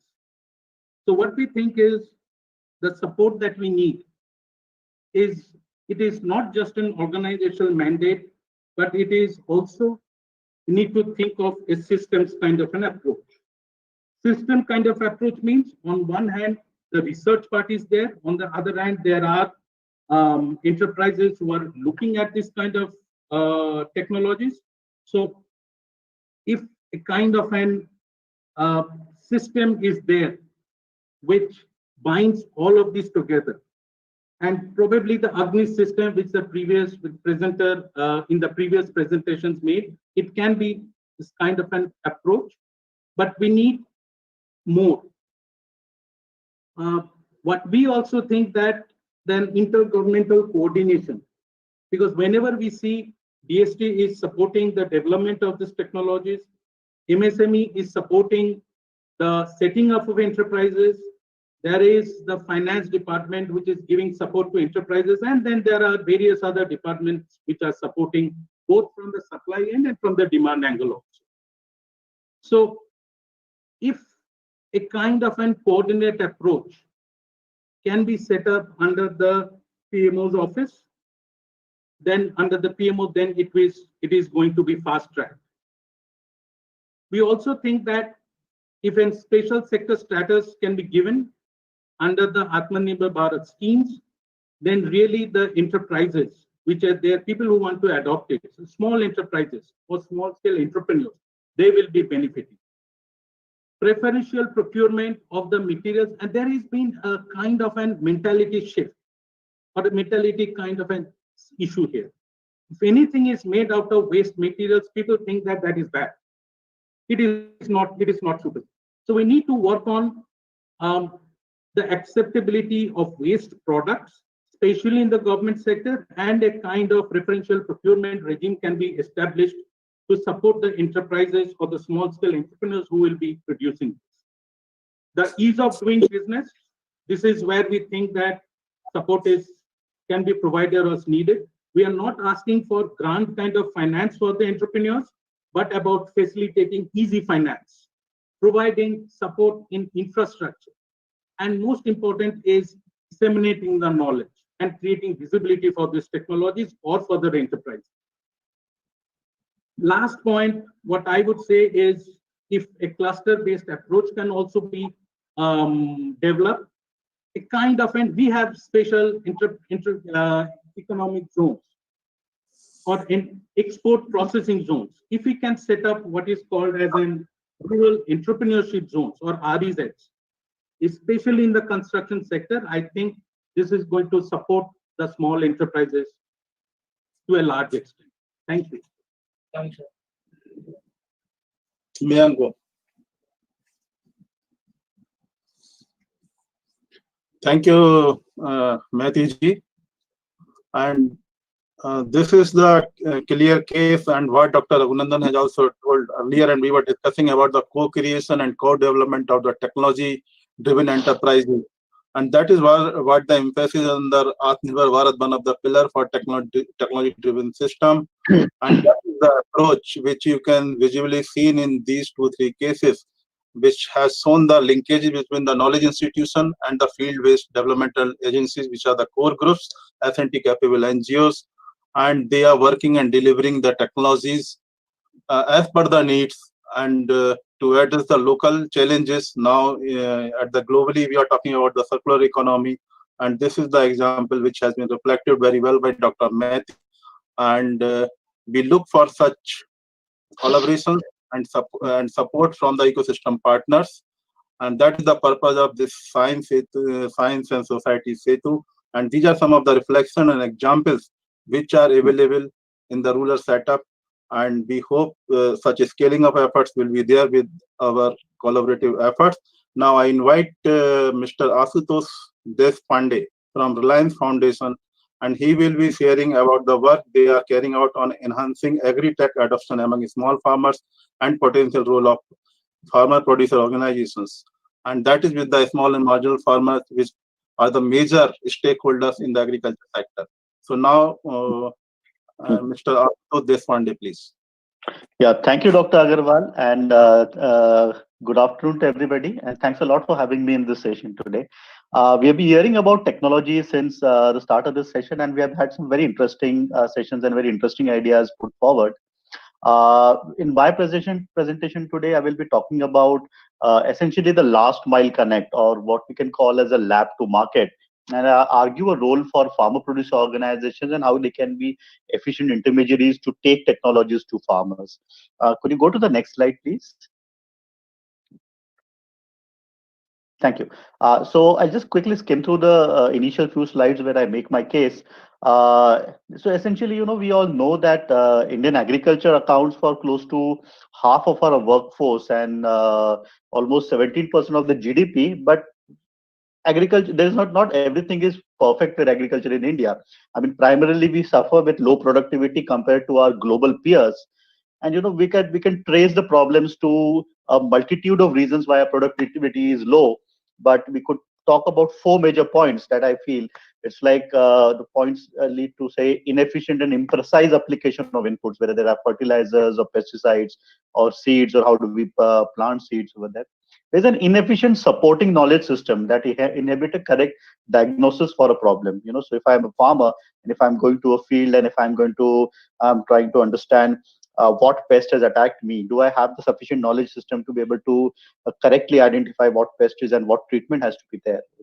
Then there is a significant reliance on manual labor. I mean, because we have a large number of small farmers and fragmented land holdings.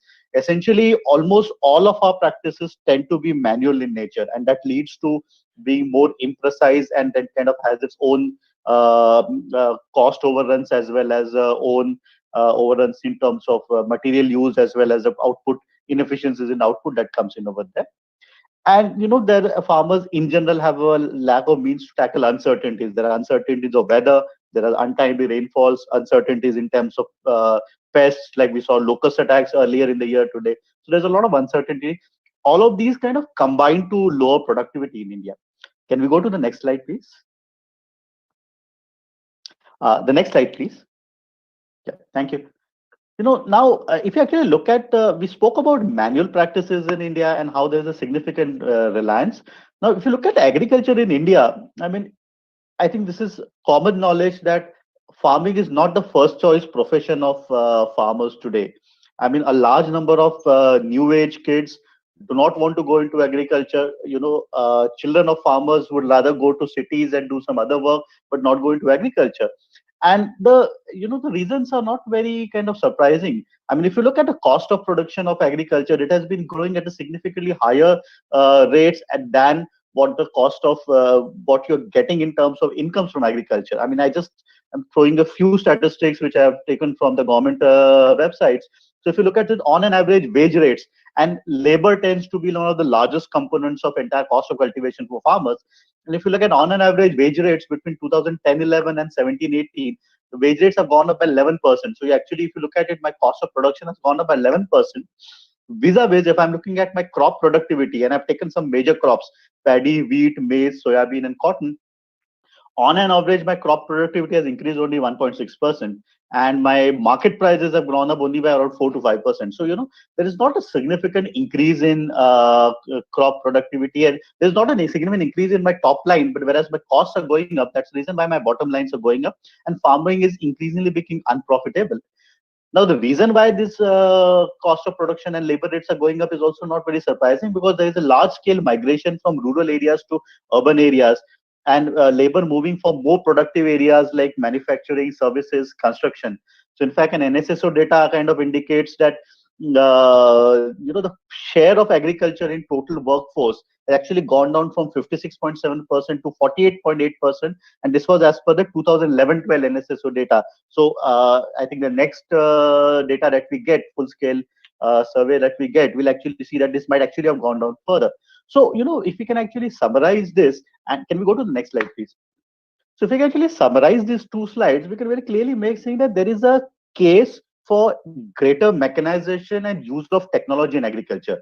There is a great need for greater mechanization to bridge the gap that this labor moving from rural areas to urban areas. Can you move the slide slightly upwards? I think the last portion is missing out in the screen at the moment over there, and I'm seeing the sorry, thank you. So so there is this. So on one hand, there is a gap gap that is created because of labor migration. So that's why you need mechanization to fill in this gap.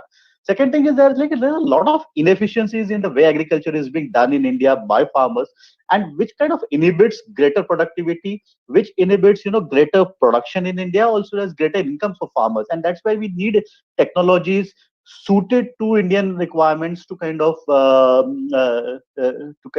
come in. Now, we need technologies typically for helping farmers make more informed decisions, or farmers kind of tend to make decisions based on what they have been learning from ages. Then we also need technology to be able to mitigate both production and enterprise risk. There are risks in terms of how much you produce and how much you sell over there. And then there's also technology needed to better integrate with the larger market. So farmers and farming areas tend to work in silos. So be able to integrate them with the larger market so that farmers and everybody have better choices, and both buyers and sellers have greater choices over there. If you look at the technology landscape in agriculture in India, it's not like there are no technologies available. I mean, there have been some very fantastic technologies that have come in. There are multiple incubators who have been kind of promoting these people, and some very bright people coming out with solutions. So, for example, if you're talking about soil nutrition and having weak soil nutrition, we have handheld soil testing kits. We have low-cost IoT devices. We have technology like hyperspectral imaging, which helps you identify diseases before they're apparent to naked eyes. There are smartphone apps, which kind of your AI-based apps, which help you diagnose pests and diseases. Reliance Foundation itself provides a lot of very credible crop and weather advisories to farmers through a mix of text and voice messages over there. IoT devices helping us having customized rainfall advisories. Use of drones for spraying of chemicals, so that you have more precise chemical sprayings over there. We all know about use of combine harvesters to kind of provide mechanical harvesting vis-a-vis manual harvesting, which used to be more time consuming and more expensive over there. And then you have a plethora of digital marketing platforms today, which kind of take the need for the farmer to move away from his local market to be able to sell into a national market. So no longer you're dependent on only going to your local trader and selling in. And just as an aside point, during the lockdown, earlier this year, at Reliance Foundation and our farmer producer organizations, our farmer producer organization essentially use digital market platforms to make a large number of cross India trades. Producer companies in Gujarat selling to buyers in Kerala, or producer companies in Madhya Pradesh selling to buyers in Andhra Pradesh over there, using digital marketing platforms where the entire local market options were closed down. So what we are seeing today is that there is a need for technology, need for mechanization, and what we are seeing today is that there are a wide variety of technology solutions available in the market today. Can we move to the next slide? Next slide, please. So while we have kind of two ends have been touched, there is still that entire translation of technology from the lab to the buyers is not very efficient today. And when you're talking about farmers, you're talking about farmers who are not as well connected as, say, urban buyers in terms of knowledge. I mean, we kind of are significantly better connected in terms of our LinkedIns and Facebooks and our access to other knowledge portals over there. Also, this is a customer who is significantly more cost conscious than, say, an urban customer. I mean, if you look at it, we have adopted a lot of practices for the convenience they bring in. Like, for example, there was a time when if I had to buy clothes, we would probably buy a cloth and then go to a tailor and stitch clothes. Today, we go into a mall and buy clothes which are probably more expensive than getting them stitched from the tailor, but it comes with a lot of convenience. So we kind of are okay with that. But when it comes to farmers, when comes to investing in their farms, these are the people who are kind of looking at value for money. So we're kind of looking at a buyer who is not very sophisticated vis-a-vis what we are today, and not very and extremely cost conscious rather over there. So when you're talking about taking technology to farmers, and particularly small farmers, as we spoke, there are largely two major problems that come in. There's a problem of scale. There are a lot of small size of individuals in holdings. So if I am a technology provider, let's say if I'm a drone service provider, I cannot provide service to one individual farmer. I need an efficient aggregator in middle who is able to kind of aggregate demand from, say, 1,000 farmers and give me a bulk order of 1,000 acres over there. Now, essentially, a lot of contract farming companies can play that role, but they are not so we don't have very large number of contract farming companies in India. So they kind of don't really address the scale issue. There are multiple drone service providers or multiple technology providers providing the service. Then there is a question of farmer education. A lot of technologies may be like sometime back somebody spoke about technologies or innovations being ahead of the time. And when innovations are ahead of the time, many concepts need to be injected into the community. So now that injection of concepts or injection of an idea happens from an intermediary whom the farmers trust over there. Now, typically government departments and NGOs have a regular connect with farmers, and they essentially have a trust with farmers. But a lot of these people typically, lack a commercial orientation. I mean, it's not a one-off activity where you say, okay, I come in, I introduce technology to farmers and everything will start taking off right now. But you need somebody who is actively playing that intermediary role in a commercial way so that it is self-sustainable. So it has to be a self-funded activity at the end of the day, where everybody who is in that entire chain is making money. And then they have, and because of that, they have a mutual interdependency with each other. Now, we argue that FPOs can actually play that efficient intermediary role. Why can they play that efficient intermediary role? One, because they are natural aggregation players. I mean, the FPOs, farm producer organizations, are designed around aggregation of demand and supply of farmers. So that is the core strength. And connected to that, these are people who have access, not only have access to farmers, but they also have the transaction history. So an FPO knows which farmers have the capacity to spend money, which farmers do not, which farmers have a better connect to FPOs, which farmers do not. So, a lot of that transaction history helps you take a more precise targeting of your customers. And then they also understand a lot of local risk factors.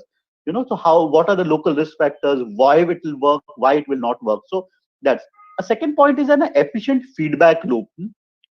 So, very often a technology works excellent in a lab, but when you actually take it down to the ground, you need to understand what is the buying behavior of the buyer that you're kind of targeting, and you need to be able to design a package or an offering which suits that.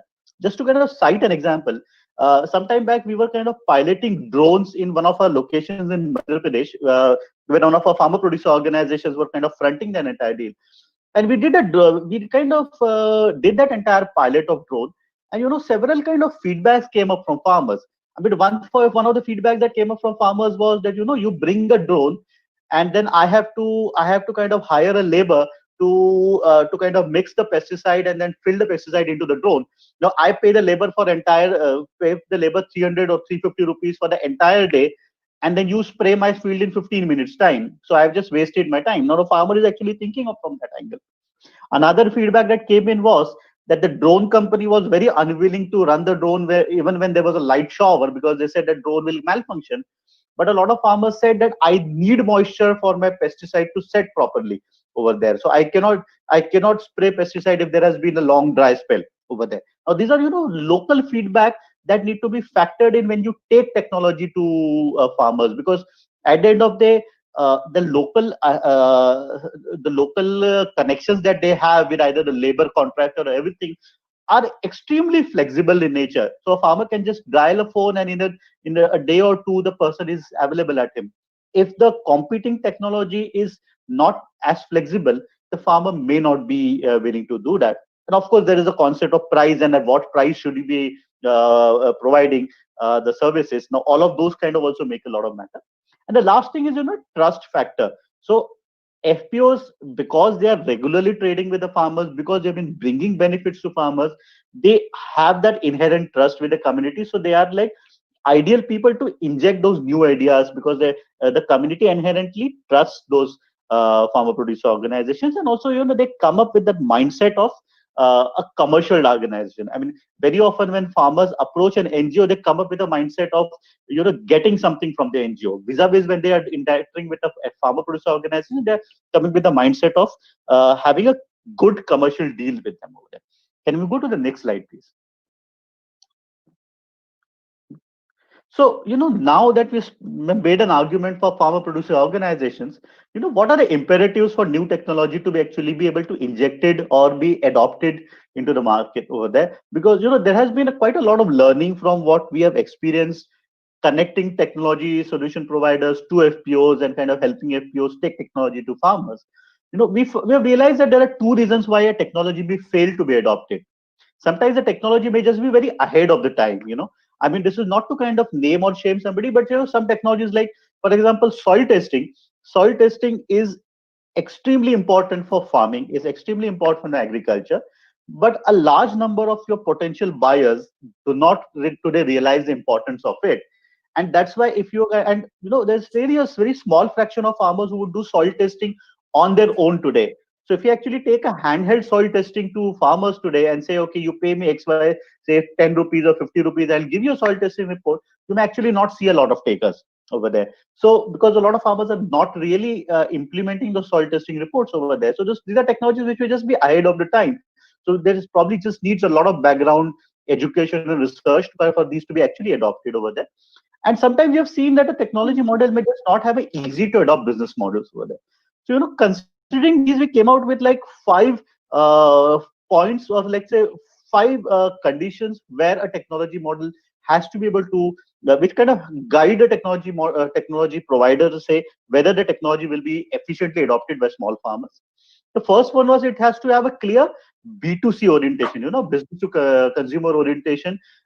It cannot be a model geared to just target other business. A lot of new tech companies, that we have seen, come with the business, come with the orientation saying that we are going to go to another business who have further access to farmers, and they are going to be aggregate growth. I'm sorry. 2 minutes. Yeah, I just have this slide and another one, so I'll finish in a minute's time. So a lot of companies kind of come up with that B2B orientation. Now, if you're going to come up with a B2B orientation, yes, maybe you may get a efficient aggregator, say a commercial party, a large corporate who may be able to give you business. But then again, as I said, they are quite few in the market. So if you really need to be able to have a business which is readily adopted by farmers, you needed a B2C orientation over there.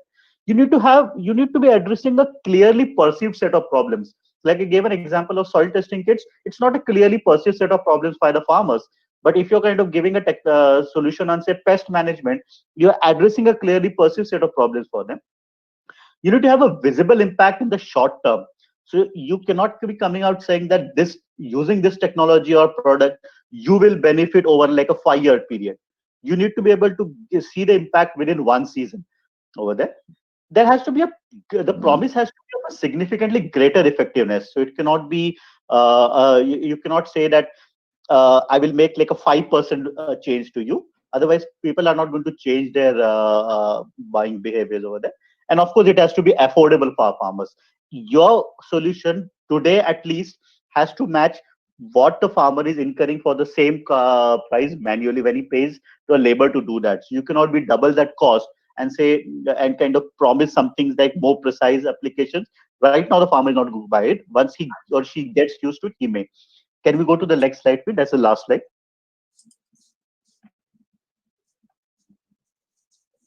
Thank you. So yeah, so I'll just kind of conclude with a few experiences of Reliance Foundation and what we have been doing in terms of taking technology to farmers.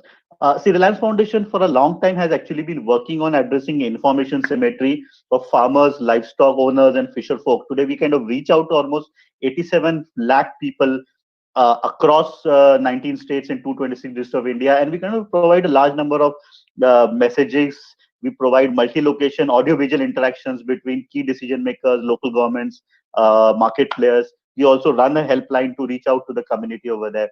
In 2019, we launched a Machli app, which was basically an app to provide real-time information on weather and other details to fishermen over there. Then we kind of directly mentor 26 farmer producer organizations spread across 12 states. And we have been helping these FPOs also kind of adopt technology and take technology to farmers. One of our most successful engagement has been using of digital marketing platforms, where we have used digital marketing platforms to help FPOs do pan-national trades and kind of not be dependent on the local market over there. We have been engaging with major farm machinery service providers to provide harvesting and transplanting of paddy services to our farmers, where FPOs, essentially play a demand aggregator role and a payment collection role, and they kind of charge their own margins to that over there. In fact, one of our FPOs also owns his 2 combined harvesters. Now, we have been piloting over the last few months, we have been piloting with drone companies to provide drone-based spraying of plant protection chemicals. We have already done 2 pilots. We're kind of trying to have more pilots and kind of get farmers to kind of commercially adopt them. We're kind of also experimenting with IoT devices, hyperspectral imaging, helping that over there. And then this, की sister का marriage का card दिया ना? I think somebody needs to mute. Thank you. So last slide.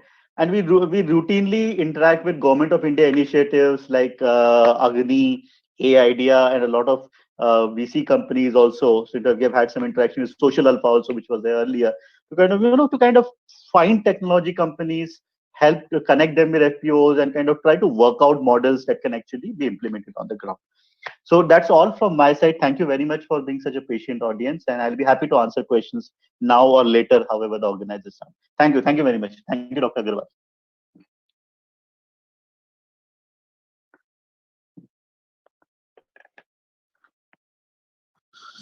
Thank you, Mr. Asutosh.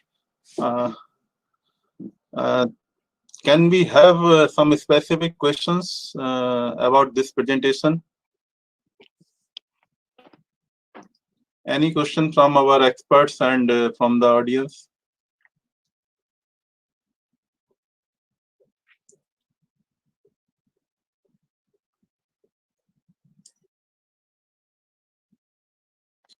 So thank you very much, Mr. Asutosh, about the experiences and the role and concept of farmer producer organization, that is 25 across the 12 states you have mentioned, and the connect the technology for as per the local needs.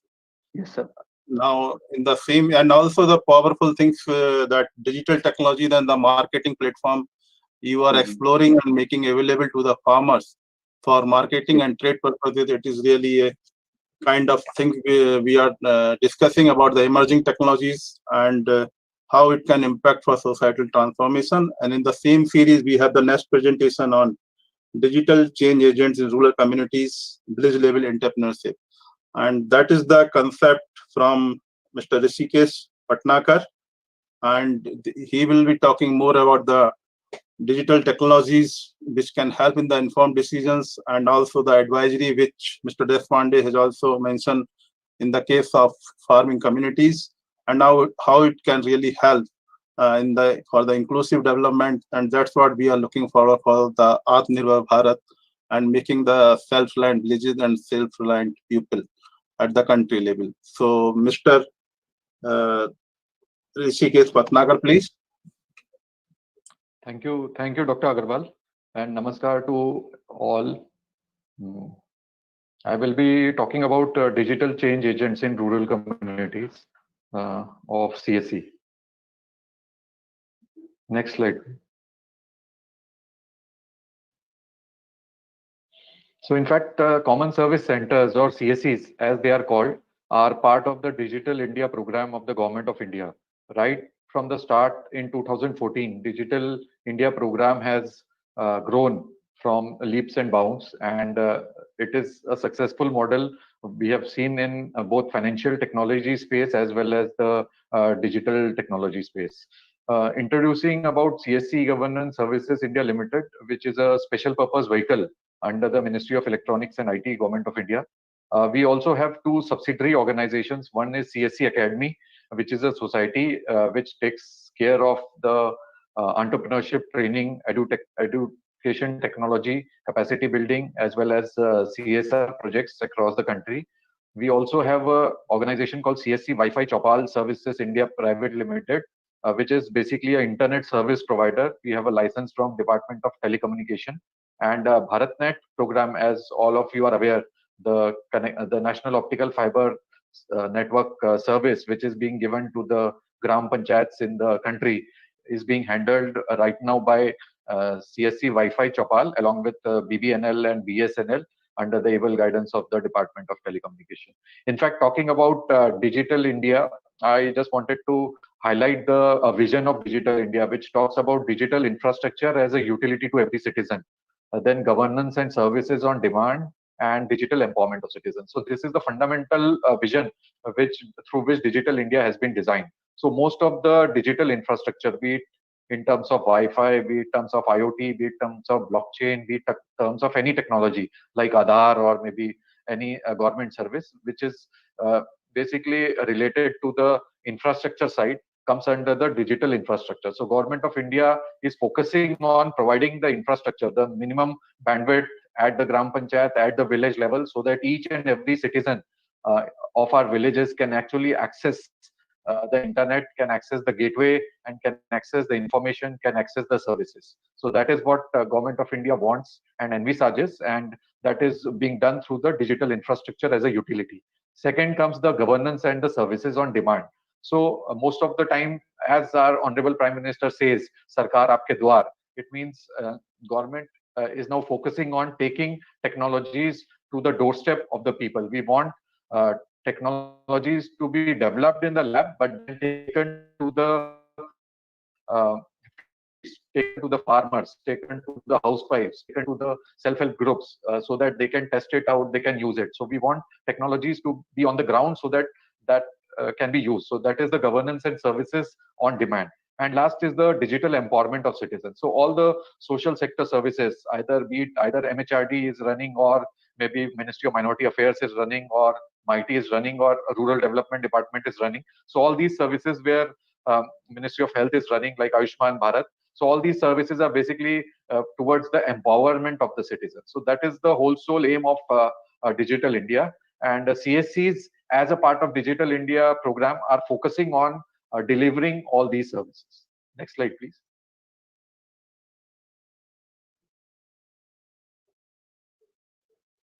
Yeah, next slide, please.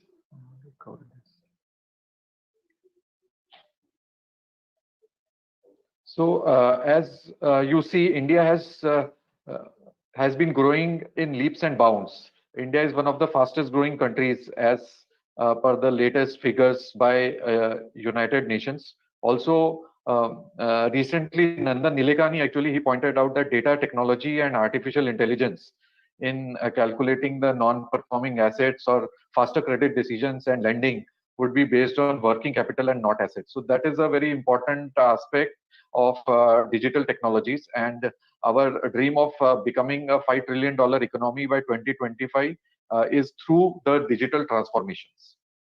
Next slide. So the recent speech of Honorable Finance Minister, I have taken 2-3 points from that. One is to achieve seamless delivery of services through digital governance. So that is number one. Number two is to improve physical quality of life through the national infrastructure pipeline, as has been envisaged, and the social security through pension and insurance penetration, that is the financial inclusion. So I think Government of India's focus is what will bring the change at the ground level. Next slide. So this is the, just wanted to highlight certain figures in terms of digital canvas. India is amongst the top 2 countries globally on many dimensions of digital adoption. You see, we are the number 1 in terms of world largest unique digital identity program, that is the Aadhaar. 1.3 billion people have Aadhaar card, the unique digital identity, and through which we have been doing a lot of innovative programs, the deduplication of the data, the deduplication of the beneficiaries in terms of government programs has successfully been utilized through this. Then Indians are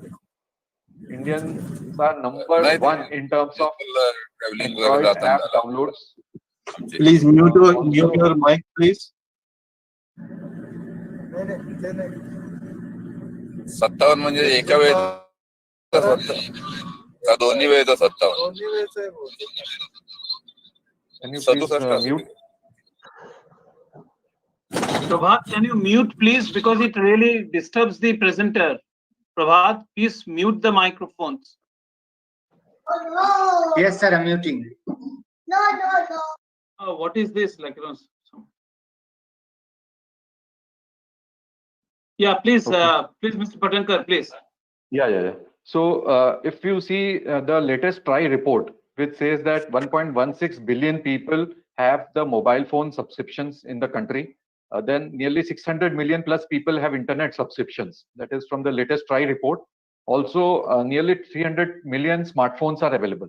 So most of the technologies which we are seeing, either in financial space, either in education space, either in other service sectors, we see that there has been a penetration of smartphones, and that will be the future in terms of service delivery. And lastly, the number of users engaged in social media is again nearly 300 million plus. So this is the digital canvas we are talking about, and how to use the digital soldiers on the ground in order to deliver the services or taking the technologies to the field and testing it out and bringing it inclusivity in the scheme is the most important factor. Next slide.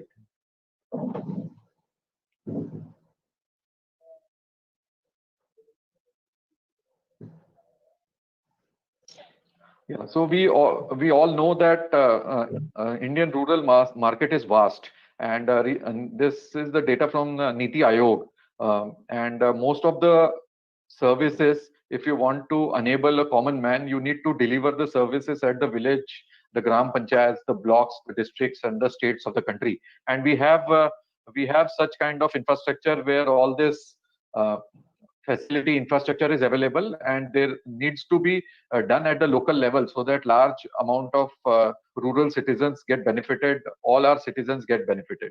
So rural economy also constitutes nearly 46% of the national income. That is from the Niti Aayog's report. And maybe by 2050 also it is predicted that half of the population would be rural. So most of the organizations who are working either in the urban areas would like to go rural. We also come across many organizations, be it in banking sector, be it in insurance sector, which say that we want to touch the rural areas. And that is why CSC, since their presence is at the rural level, many organizations, many large organizations, including Google, Microsoft, and IT majors, are interested in order to go into rural and penetrate the rural-urban divide. Next, please. Next slide, please. Yeah, so I'll come back to the Csc ecosystem. Actually, we have nearly 5 lakh common service centers, and nearly 3.60 lakh common service centers in a month do transaction on our services portal. We also have these common service centers are available at the village and at the gram panchayat. So I'll give you a snapshot of what is a common service center. So this is a center where there is an operator, there is a minimum broadband connectivity, internet connection is available, power backup is available, and there is a space to sit. Citizens can walk into these centers and can avail the services. So both government to citizen services as well as B2C services are available. And if you see the overall Csc ecosystem in the slide, you will find the central ministries at the top. So we work with almost all the central government, all the ministries at the central level at Delhi.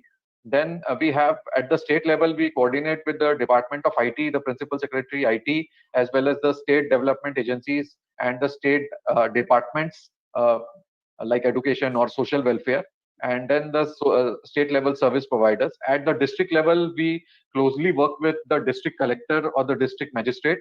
And then there is a society in each district which is chaired by the district magistrate. So district e-governance society. We also have placed 3 people at the district level, 2 e-district managers and 1 district coordinator of CSC sits at the district level. So we are able to handhold or work out or implement any project in the district and in the lower level of gram panchayats and villages and blocks based on the manpower which is available with us at the district level. And then going down, you have the 2.5 lakh gram panchayats as well as the 6.5 lakh villages. So if you want to implement any scheme at the gram panchayat level or at the village level, CSC is the channel through which basically most of the government departments as well as private sector and corporates are doing, because this is a available channel. There are nearly 4-5 lakh common service centers, 3.5 lakh of them transact regularly. In fact, our aim is to cover all the 6.5 lakh villages with 1 common service center. So there will be a center in each of the village which will be equipped with all the necessary IT infrastructure and peripherals, so that all the services, be it in agriculture, insurance, banking, education, skill development, can be delivered. And we are also giving a scheme where there will be 5 digital cadets, 5 people from the rural community who are named as digital cadets and attached to this common service center. So these 5 people at the common service center, so in total nearly 2 million people, 2 million digital cadets at the village level. So these people would be, one of them can act as a faculty in terms of training, one of them can act as a delivery boy, one of them can work with the ASHA worker or Anganwadi worker in education. So this is the opportunity, and we are placing these digital cadets at the village level so that most of the services which we need to deliver, either government or non-government, can be done easily, practically through these digital cadets. So we call them as digital cadets, and there will be nearly 2 million cadets placed by March 2021.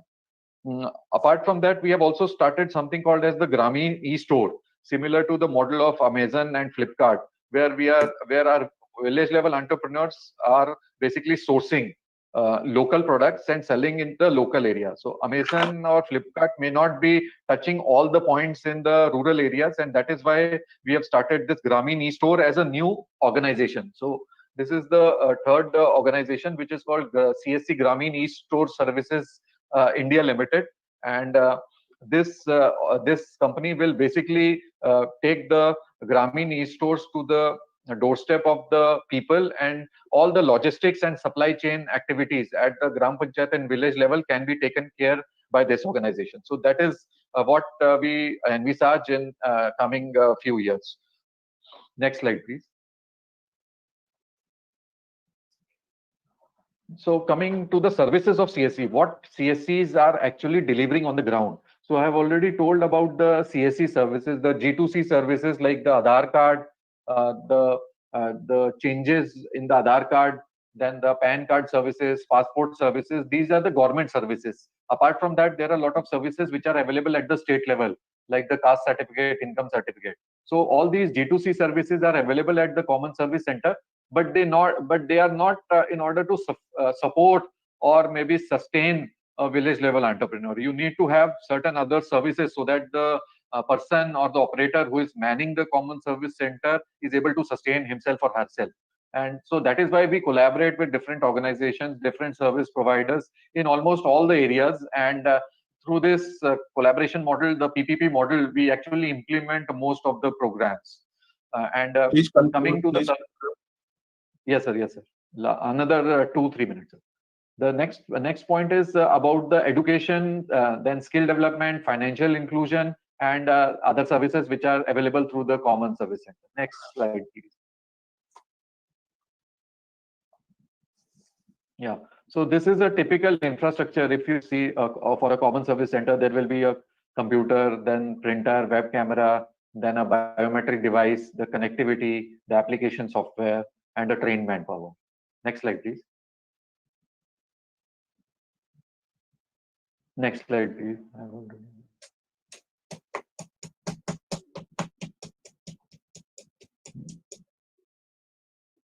Next slide, please. So these are the services. So what we call the village level entrepreneur as the digital doctor, digital banker, and digital teacher. It means the village level entrepreneur at the ground level is for the healthcare sector, we are acting as a digital doctor, where we have tied up with various allopathy, homeopathy, and Ayurvedic hospitals and doctors, where we provide telemedicine and other allied services. Digital banker, because most of the financial inclusion services, including banking and insurance and pension, this comes under the digital banker part, and village level entrepreneurs are acting as a digital banker. And lastly, the digital teacher, where the education and skill development services are getting delivered. So this is the focus of a Common Service Center. Next slide, please. Yeah. Next slide, please.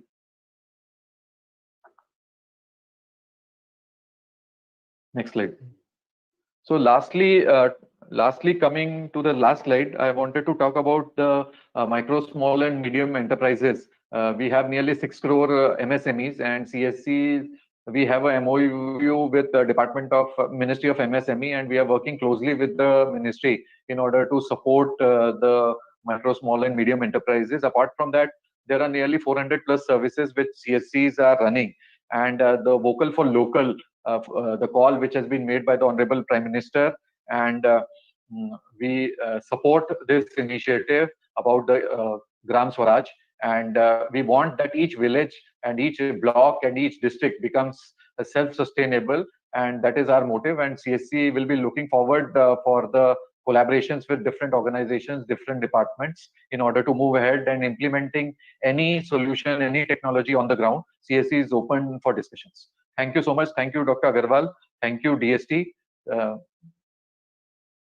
I conclude. Thank you very much, Rishikesh, about the details you have provided to all partners here about the CSC ecosystem and for digital connectivity and services.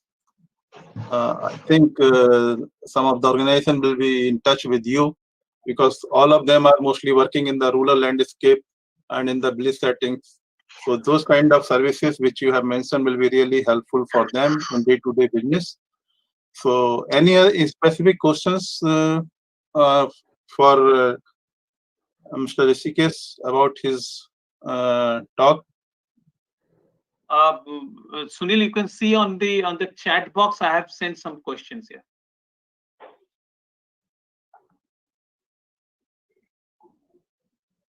If we want to do CSC to be points of local problem communication for STA solution. Yes. Yes, sir.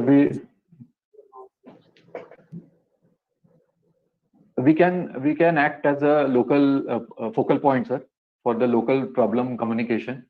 In fact, since I mentioned we are working with different corporates as well as the ministries, and we implement large programs. CSCs, if there is a viable incentive model, we can surely be the contact point for the local. Yeah, because the main problem of what we are discussing in our STI ecosystem is that the aligning the solutions to the problem. So since CSCs are in all the villages, they can be a common point for at least the problem communications. So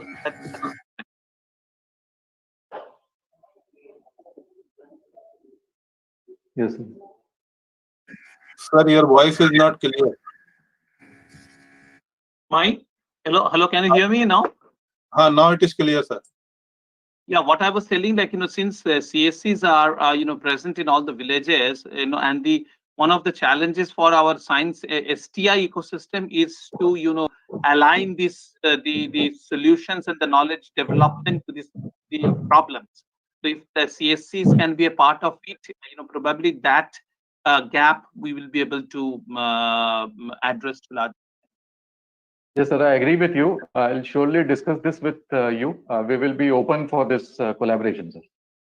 Thank you very much. Thank you. Thank you. Any other query or any other suggestion? Yeah, Mr. Rishikesh, my name is Sunil Khare. I have one question. Hello. Yes, sir, please. Yeah. How is it different than, this is Ministry of Panchayati Raj also does the same thing at the Panchayat level. And they also currently, as per their focus, they are trying to percolate the rural technologies and other rural issues. So is it different? The CSC is doing the same thing in collaboration with them? Setup? In some of the states, sir, we are occupying the Panchayat Bhavan actually. Okay. So a common service center is placed at the Panchayat Bhavan, but in many other states, common service center is separate. But we work closely with the Panchayat Ministry. But there are many services, as I mentioned, both the central government services and the state services, which are getting delivered. So there is a separate entity called CSC, which is placed at the Panchayat level. Okay. But we work in collaboration. Yeah. Recently, I had a proposal from CSC to establish a center of excellence in IIT Delhi. Okay. Yes, so somebody may be handling. I don't know who's handling from that side. Yeah, you are aware of it. I am aware of it. This is still under consideration. So since you are here, I can ask you some questions which were raised. So exactly. So I could understand that way. Your talk was very useful for me to understand your role and all.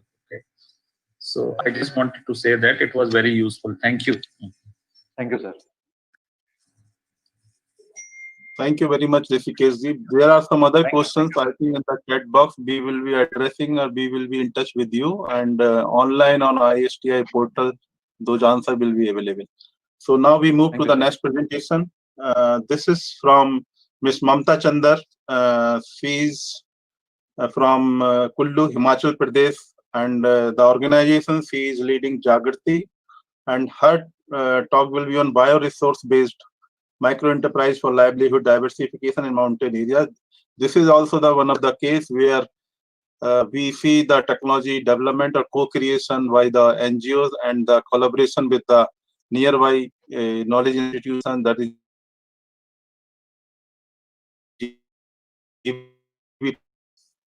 and develop nature-based natural products, personal care products, herbal teas, and by engaging the women group as the SHGs. So now I request Mamta Chandar to share her work and the experiences she has on the ground and some challenges she is having, which our knowledge institution can address. So Mamta ji, please. Thank you, Sunil sir. Namaskar. Jaggery is a community-based organization essentially working with women members. And today I will be sharing our experience of bioresource-based micro enterprise. Could you please move on to the next slide, please? Our foremost focus was to assess the ground realities before any work could be initiated in the area. So some of the common features that we found was, one, that there was obviously a restricted livelihood options, and Kullu being a mountain state, there was very high dependence on forest resources, and it was also a source of cash income for poor households. And while all this activity was happening, there was also features like high losses because they were collecting at wrong time and the processing was not done well. And because of that, poor quality of semi-processed product, the value that was given to them in the market was much lower. And some of the activities that they were taking were also involving a lot of drudgery. It was very drudgery intensive kind of activity and with low kind of productivity. And because of all this, there was also a need for, whatever was available at that point of time, when it was harvested, when it was dried, there was distress selling of these products, whoever the trader came into the villages. And mountains being very, they're scattered settlements, and that sort of has a disadvantage because of, the scale of operation is much smaller, and because of that also the high value resources were fetching low economic gains because people were collecting very small kind of quantities. And above all, we found that these products were internationally and also nationally having very high economic value, but because of poor market linkages, they were given very low prices. Next slide, please. Next slide, please.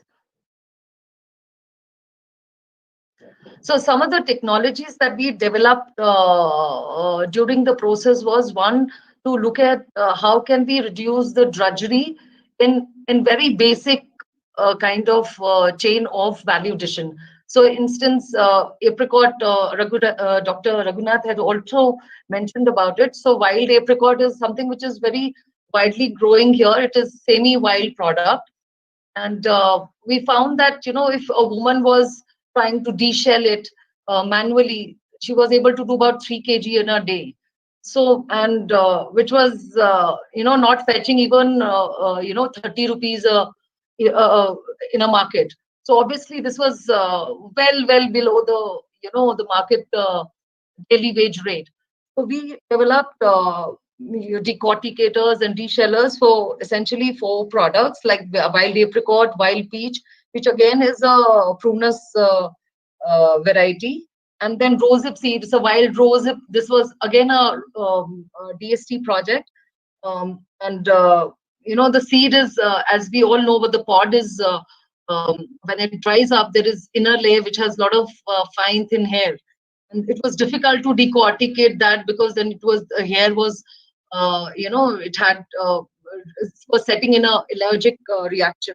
So we developed a decorticator for that, and which was sort of keeping the the untoward matter on one side, and then sieving the seeds, very clean seeds on the other side. So this was the technology which we developed in collaboration with GB Pant Institute and for finger millet.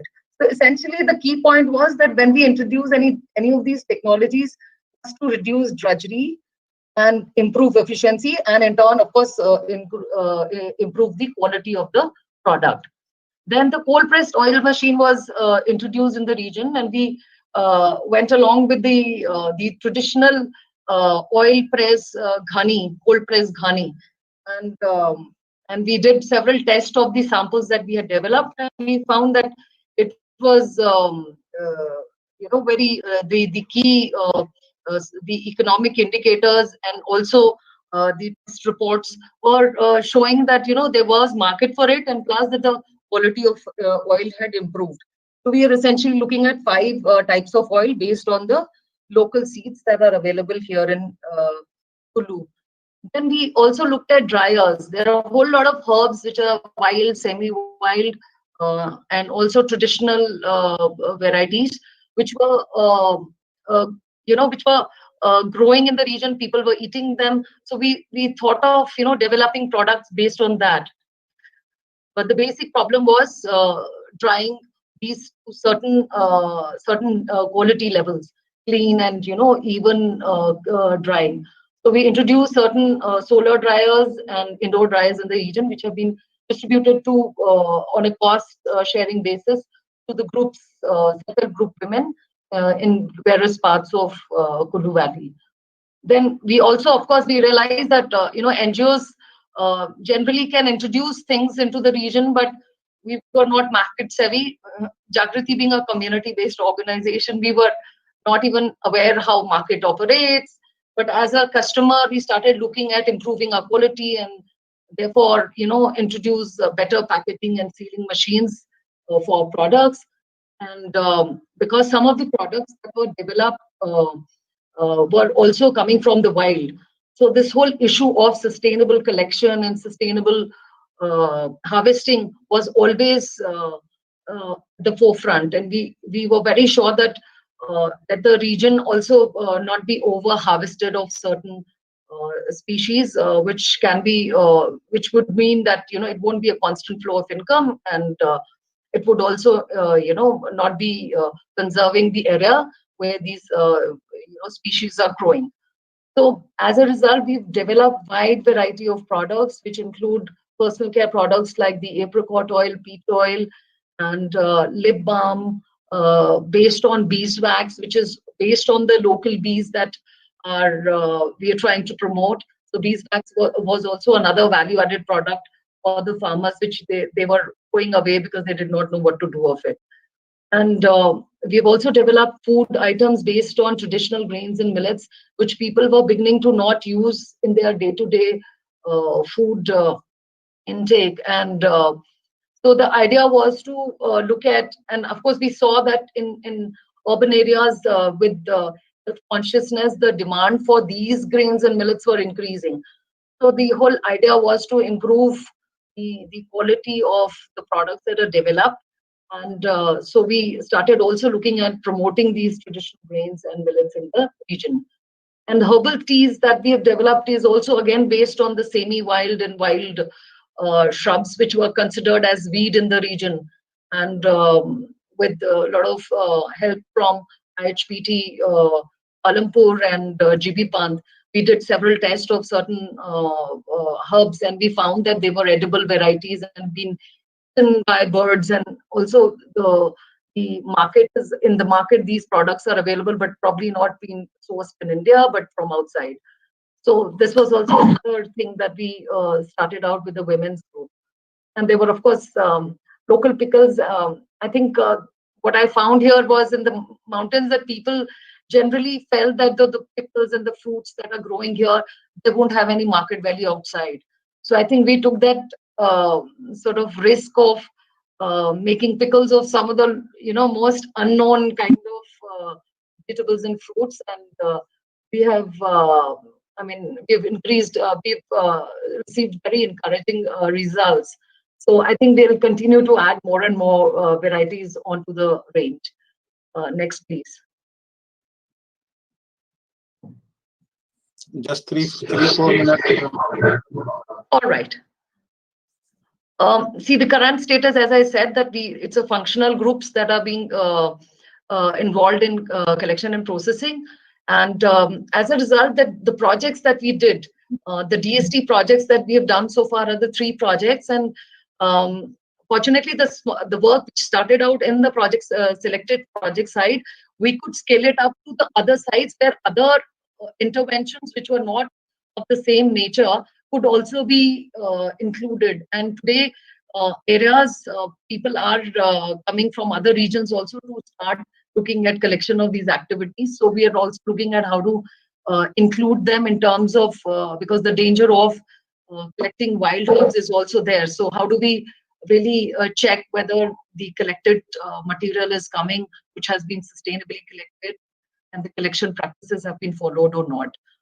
So in this whole process of 10 years of this Mountain Bounties working, we have a centralized women's unit, which is known as the Krishna Self-Help Group, which has been registered with small scale industry, and they have procured the necessary license that are required to market the products that have been developed by this unit. And these products are being marketed through retail stores spread in various parts of Himachal and also Delhi and other locations in India. And we have, as part of one of the DST project, we have opened an online store of Mountain Bounties, and some of the items are also available on Amazon. Next slide, please.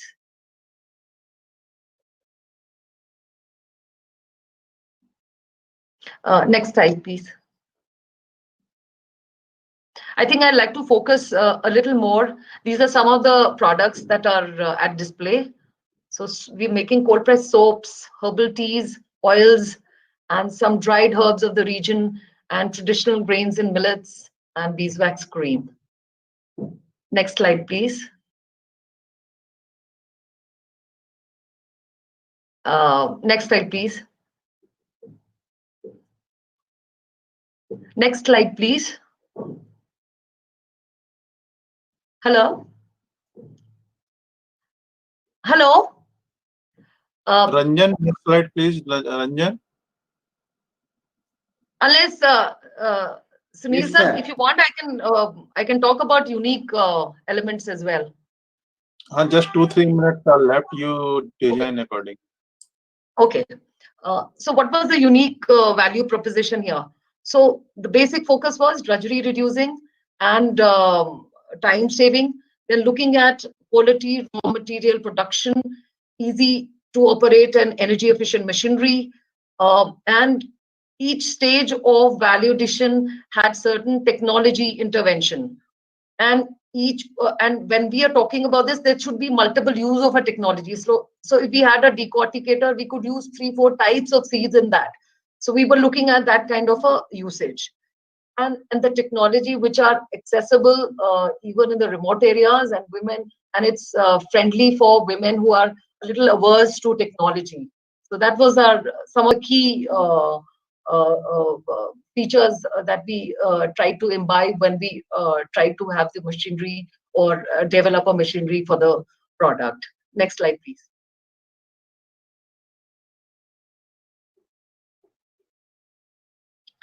So basic mechanism was to select an area where the likelihood of success was the most. And as I had mentioned earlier, we essentially work through the women's savings and credit group, which are also popularly known as self-help groups. And the idea was to develop local capacity to increase participation of the women and consolidate these groups spread over various valley so that some sort of a scale of operation could be achieved, and that's would have some volumes to the product so that some kind of a viable trade links could be established. Next slide, please.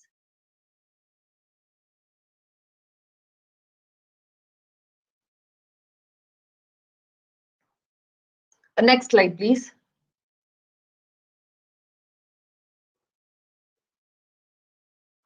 Next slide, please. Due to paucity of time, I think I'll probably just stop at the challenges.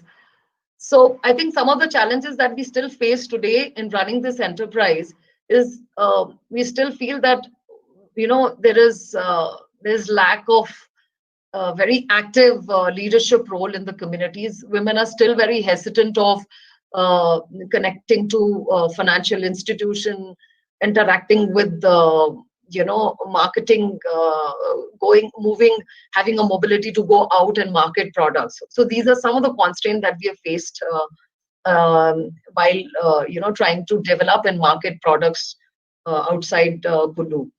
And as I had mentioned earlier, and I think this whole danger of over harvesting, and especially in the season when their agriculture produce has been very low, we've seen the tendency to over harvest some of the produce, and the method to monitor is basically community based. So one is not sure that how many people would be openly sharing that information that there has been over harvesting unless there is a system of some external system of doing that. The third thing is, since we're dealing with some of the semi-wild and wild species, we've also felt that, you know, some of the forest policies have been such that there are species which are not listed on the list of barred species or listed which are allowed. So each time there is any kind of, especially in case of export, we find that there are problems when they ask for documentation and the forest department says that this is not listed on a list. So how do we sort of say that this is wild or semi-wild? So we've run into these kind of issues with the forest department, and I think this is one of the challenges, especially if we have to export products. And adoption of market instruments like fair trade, wild crafted, because the category that we fall in, and we find that these, once we have labels like fair trade or wild crafted products mark, it fetches a much better value to the product, which means much better revenue going back to women. But these instruments are not easily available, and if they are available, they have a very high price to it, which makes it for a smaller kind of enterprises, it's not easy to get access to these kind of trademarks. There is also, in terms of regional and national standards for natural products, is not there. Either they are Ayurvedic, or they are, which is again formulated, or they are cosmetic. So the products which are being sold in a natural form, there is no separate category for that. So we are, you know, clubbed as either cosmetic or we are clubbed as Ayurvedic. So I think that is one of the things that we think that is we've had challenges with that, because sometimes customer says whether it's Ayurvedic or cosmetic, even though we have a license for Ayurveda, but it's a natural product. So I think this is also one of the things that we've been struggling with. And I think we all know that, but I still like to stress that there is absence of policy favoring very small businesses, especially when there are, even when there are these schemes of PME, GPY, there are always a question mark, and bank, you know, offering access to women's group a certain finance amount. There is always a collateral requirement and all of that still. So I think this is something which is not very encouraging for smaller self-help groups to expand their scale of operation. And the third is the high cost of microfinance. Within these whole financing scheme, we find that the cost of obtaining these microfinance schemes is not easy, and they're not user-friendly, and plus the rates are slightly higher for women to really get into an entrepreneurial mode. Thank you so much. Thank you very much. And This is really an effort which have been put by you and Jaggery. We really appreciate that efforts about adding the value and value to local resources and skill. That's what empowerment is going on within the communities, and you are linking the technologies in the enterprise mode. Of course, it is in a small enterprise, and raw material availability, and also the question you have raised, that is a matter of concern. And now we have the next presentation about the flower recycling waste to value by Mr. Ankit Agarwal.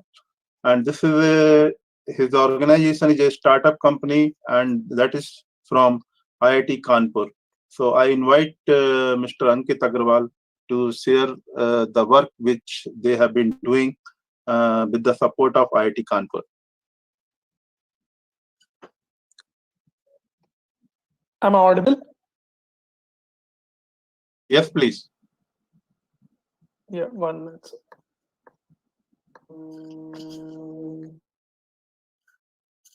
How should I remove this concept?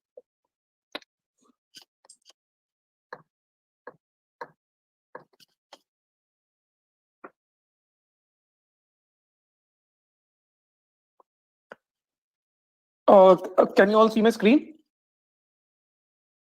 Yes, yes, yes. Okay. So good evening, everyone. I won't take long. I will keep it very short and small. So we are a DIPP certified startup incubated by IIT Kanpur. So we've got like awards across the globe from NUS, from Cambridge. There is a Stanford review paper on us. There are case studies by Sao Paulo and edX School of Business. What we essentially do is we have developed technologies to convert two types of waste. One is the farm waste. When I say farm waste, we specifically focus on the stubble. So as you all must be aware that Delhi has become a chokehold of pollution because of the stubble that might be burned by the farmers, because stubble does not have any like economic value. The reason it does not have a high economic value is because there is a very low calorific value in the heat produced by the stubble. Second is the temple waste. So every year we Indians put in about 8 million tons of waste flowers in our rivers, and all the pesticides that are used to grow these flowers mixes with the river water, making it highly toxic. Or people leave it at the ghats or at the rivers. So what we have done is we've got two solutions. First is what we've done is we have converted these flowers into incense. So these are incense made from flower waste. So normally incense that you find in the market is made from charcoal. So what we have done is we've been able to make nitrous oxide free, sulfur free with incense which does not have any alcohol in it. Second is the styrofoam. So now styrofoam, or thermocol as we Indians call it, is the 5th biggest pollutant on earth. As of now, mankind does not know a way to recycle styrofoam. You have to either burn it or compress it and put it in the soil. What we have done is we have discovered a way to convert flower waste into a biodegradable alternate to thermocol. These were the first prototypes that we made in our lab. I'm happy to share that today our material has taken very good shape. On the left, you can see a material we call the material as Florafoam. This is a fan mold, a protective packaging for a fan mold made for a biggest Indian company. Not only that these materials are made from waste, these are biodegradable, and also they provide higher resistance to fire because of the natural silica content in it.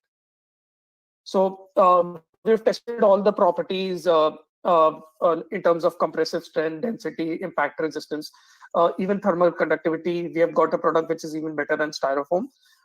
There are no companies in India who are trying to do this, but globally there are companies in the US and the UK who are trying to do this. There's a company known as Aero Powder trying to make styrofoam from chicken feathers. This market is more than a $20 billion market. Currently, what we are trying to focus is on the protective packaging bit. So now I'll quickly walk you through our process. So what happens every day is our vehicles go to the temples to collect these flowers. These flowers are brought to our facility where all the segregation is done. All the pattar, paper, plastic, everything is weeded out. Then we spray the flowers with our own bioclim to offset all the pesticide residue. The flowers are cleaned. Then these are sun-dried. Then depending upon their carotenoid and the species level, these are either converted into incense or they're made into fluoroform, the material I told you. So in terms of impact, the most special part of the work that we do is all of this work is being done by women who are earlier manual scavengers. Currently, before COVID, we had 93 women. By March next year, we will be around 220 people. We've been able to pay the farmers extra bit for this stubble. So this is what the women were earlier doing, and this is now what they're doing, dealing with flowers.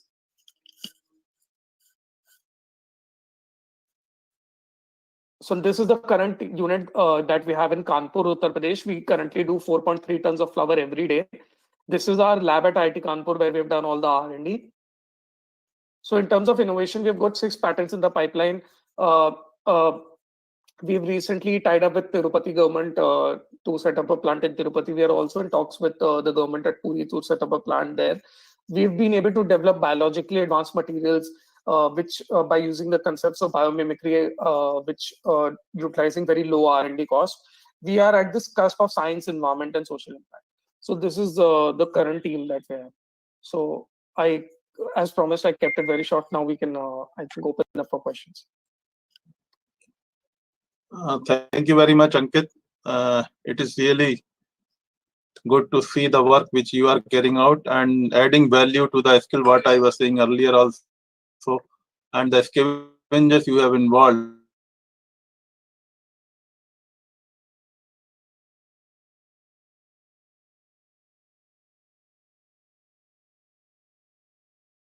You have made the efforts and your startup company. So now if any question there to Ankit, please ask to him.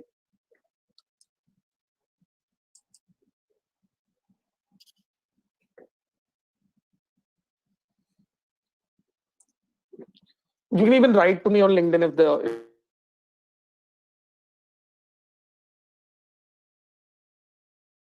the questions are there, we will pass on to you. So now we will call just one question to Ankit. Ankit, like, you know,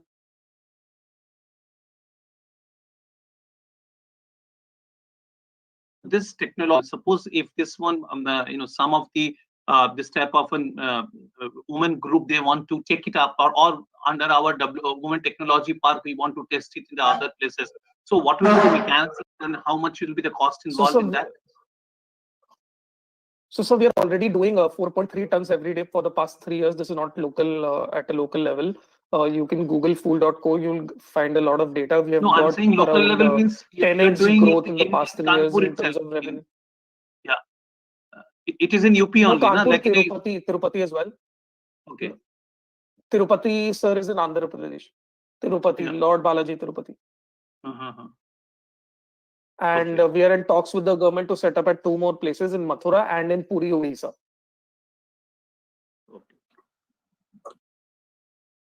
If someone wants to do it at a like in a smaller scale, can they just buy the technology from you? So one would need a minimum of 2.5 tons of regular flower supply to make this project viable. Otherwise, the cost of operations is not viable. Dr. Vineet from FRI, any question there? Yeah, I have a question. What is basically the process which you are following while making the agarbatti when you are removing the charcoal? So we are using flower as the base material. Yes, sir. Am I audible? Yeah, you are audible. Means this flower petals, they are used as the base material instead of charcoal. Yes, sir. So they have the similar burning ability. Yes, so that is what the R&D in terms of that we have done, depending upon the different carotenoid level. So like for example, marigold has a different carotenoid level than rose. So we have made these like special formulations to make sure that they have they get the same burning capacity like charcoal. Yeah, what is the chemical conversion you are doing? I am just interested to know. So that is the proprietary thing that we have. So we have like filed for 6 patents. I don't want the proprietary thing. What is basically why we are converting into charcoal is nothing but carbon. So what is the conversion you are doing? I don't need proprietary at all. I don't understand the question, sir. So we are, instead of the charcoal, we're using flowers petals. Yeah. So exactly. So and when they burn, like dried flower petals. So when they burn, Ankit, they yeah, Ankit, what is being asked is that what is the role of charcoal in the sticks actually? You first tell so that. there is no charcoal in the incense. Yeah, so what I'm saying, then you are replacing it by flower With petals, flowers. replacing Yes, that function dried basically. flowers. Yeah. Yes. So they provide the burning function, and the holding of why we're using flowers is because flowers have the natural ability to hold fragrance. Like the cells, they have the ability to hold fragrance. So when you dry the flowers and you add fragrance, so they are any essential oil, so they're able to absorb it and hold it in the cell. So once you burn it, they give out that fragrance, and the diffusion rate is higher in the atmosphere. So it gives a pleasant aroma. So that acts as binder. What is the binder there? Yeah, but so the binder is normal. Yeah, so the binder are normal. So we're using jigger and like 3-4 different binders depending upon like which material, which flowers we're using. Okay. Thank you, Ankit. I think Dr. Beneath can interact with you later on. You can share the email ID. So if people have some queries or questions, they can contact you. And so now we close these sessions, and I thank you all the panelists here for the sharing their experiences and work about the technology and the connect for livelihood gain in the rural landscape, and that is really appreciable. And now I hand over to my co-moderator, Mr. Disseminating Uppal. Is she there? Yeah, please. I'm there. Please. So I think then we can invite Dr. Datta to wrap up the session. Yeah, so I think I would like to kind of give a very, very big special thanks to all the speakers. I think everyone was very pertinent. If we start from Dr. Raghunandan, he, I think, showcased very good, viable local, examples, what can be done, how they have used local bioresources, whether it's apricot, whether it's anything else, and actually set up small, kind of enterprises. I think, and he also gave very good, concrete, crisp examples. I think followed by that, Mr. Prakash Mishra also gave very good examples on the non-farm, livelihood, especially, how do you manage risks related to technology adoption, finance, marketing, how do you measure impact, how do you ensure it's relevant, how do you expand. I think that was a very good. And of course, he also shared 3 case studies with the rugs and everything. That was, I think, a good session. Then, which was again followed by Mr. Manoj Kumar from Social Alpha, who talked about how do you scale science and technology initiatives in NGOs, how do you basically create innovative models, how do you integrate. He stressed a lot on resource allocation, which I think was very good, because we often don't look at that, and how do you harness producer collectives, and how do you do rural technology incubators. I think that is something which was crucial, and I think it's a big learning from for everyone else. Similarly, I think Dr. Maiti spoke very pertinently about how they have actually looked at waste, whether it was slug waste or and how they have helped to change that into a technology and something which is viable and usable. Then Dr. Mr. Ashutosh Deshpande from Reliance Foundation also gave very good examples about how the Reliance Foundation is working in various areas. Then I would come to the CSC, digital change, how in every Gram Panchayats they have these setups, how technologies for inclusive development, how they have started embedding a lot of ecosystem models. So I think they have these common service centers, which are a great thing, which is also for doctors, teachers, and everything. So I think that's a good model, especially for our rural partners who want to reach out to these centers, common service centers and see how they can also get linked to it. Mamta, of course, has been doing wonderful work. She's been working with women in Kullu district and, especially focusing on women SHGs, looking at the bioresources, ensuring the right technology is used and make products which are very niche products and which are really sell well. Her packaging, the kind of detailing which has gone into her work is something which everyone, I would say, should reach out to her and actually get more details. Then the last is, of course, Mr. Ankit Agarwal, who gave us a very good example from Kanpur, how flowers, which is actually a waste and actually pollutes the Ganga, how he's using that as a resource. And he is actually also, again, helping women who were scavengers earlier to get another good alternative employment. I think I've just rushed through it. A lot of all the experts spoke much more than what I have said. The time is really short.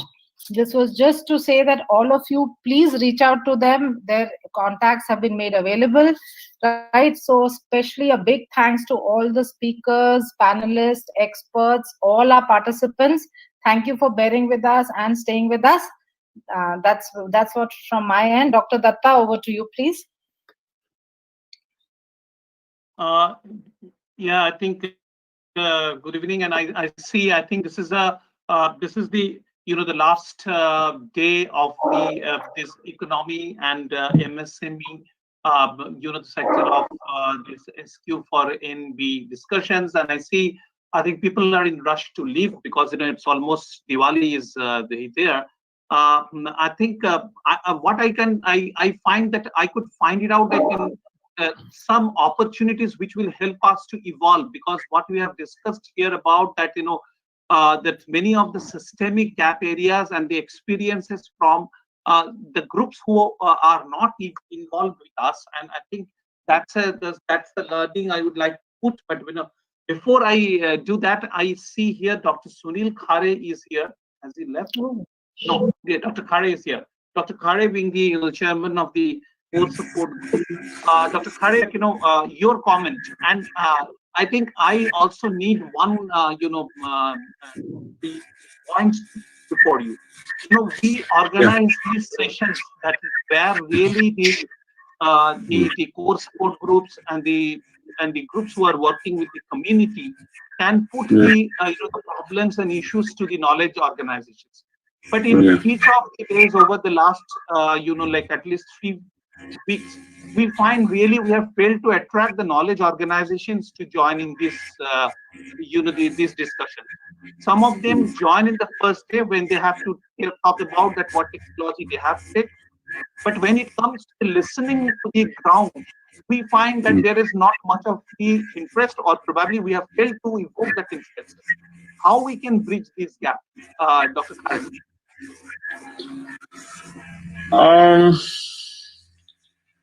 Yeah, I also agree with you that I totally agree with you. And capturing them and their attention for long, I think maybe one issue could be that not that they are not interested, maybe the time period, because most of the things are online actually, and they come suddenly. So maybe that would be one reason probably.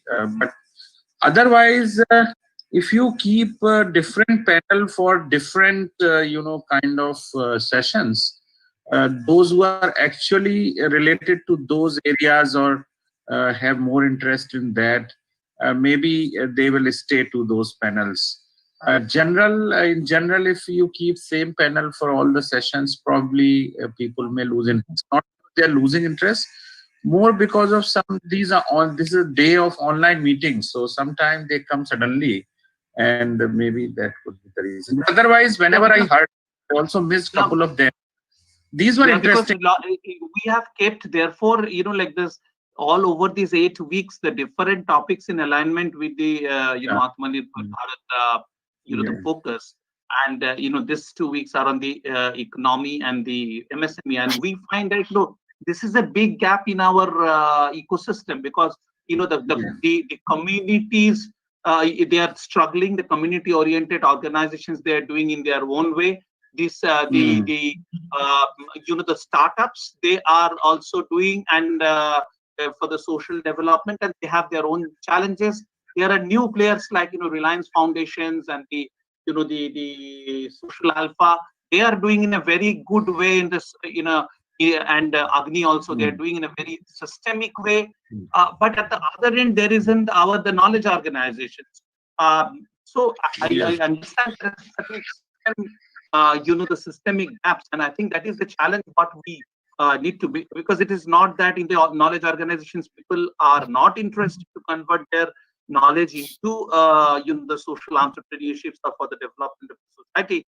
Probably it is still it is a learning experience for us that who are trying to build bring all of them in one platform, and like to cap.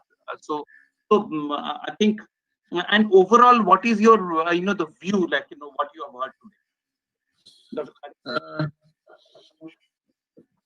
I am not able to unmute it actually. I am not able to. We can hear you. We can hear you. Yeah. Oh, you are able to hear me. So fine.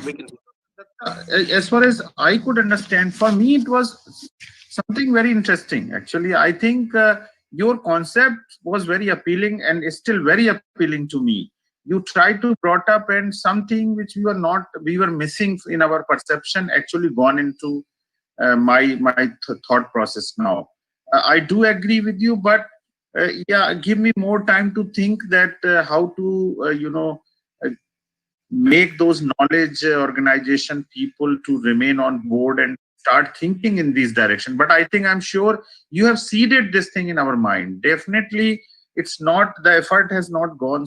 So I mean, they may not be there, they may not be interacting that much, but I'm sure, and I, at least in my case and few of my colleagues' cases when I discuss, the seed has gone into. I think your effort in that way has really seeded, the kind of concept in us. Yeah, there is a gap definitely, because we work in isolation. The knowledge organization, they work in isolation. Their yardstick is different. They just develop something and then just leave it to the other part to carry it forward to the rural level. So the connect was missing, which you tried to bridge actually.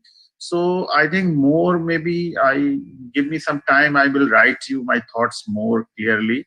But I reassure you that your efforts actually was fruitful. And some of us, if you individually ask, even those who are not here today or may not be there in between, but they have carried the message which you wanted to convey. I'm sure. Thank you. I think I too understand, like this is like anything systemic takes time. Like it cannot happen immediately. There is no condition that But we found like what I have found, some of the very interesting opportunities in today's discussions, especially the discussions out of the Reliance Foundation's discussions, the Alpha discussions, the Agni discussions. Actually, we have seen that especially like when our NGO partners talk about, like as Dr. Raghunandan spoke, or the madam from Jaggery spoke. What we see, I think there is a systemic gap. Is also of the technology development and community. Some of the new thought of the design thinking was shared by them. And I find that this is an opportunity to work with this group, with our NGO groups, to like develop, because converting the knowledge into the entrepreneurships is not the knowledge or technology itself. It also needs a lot of social engineering and the management, and that angle this group's thought.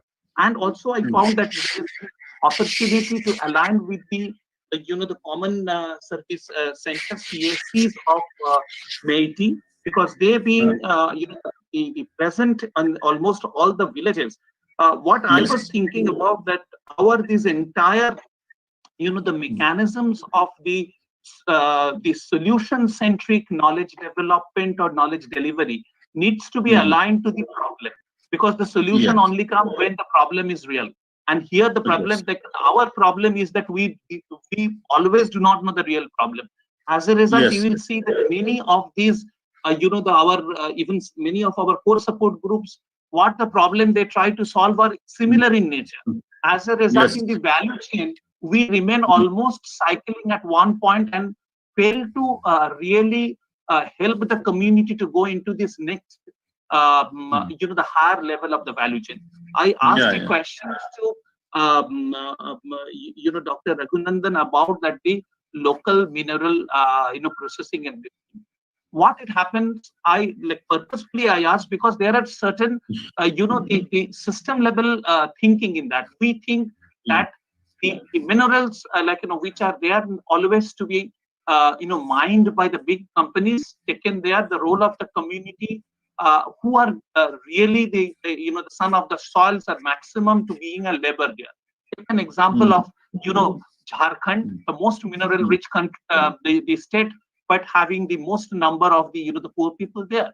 The time has come now to rethink of that things. Really, if you seriously think about that, the Atmanirbharta, how this higher level of this, this activity, we can bring it in at a small scale, the small scale mining and the processing, because many of this can become, our best materials for our electronic industry, our sensor, this thing, and that's the side of that, because mostly our community centric activities have remained around that the natural resource endowment what they have, but those are basically bio, the trees and the flowers and the fruits that now being mainstream. I think we have to look into that. What's the next, the level? And if you go to the community, they may not be able to tell that. So that is the role of the science and technology, to look it from that point of view and to bring that innovation.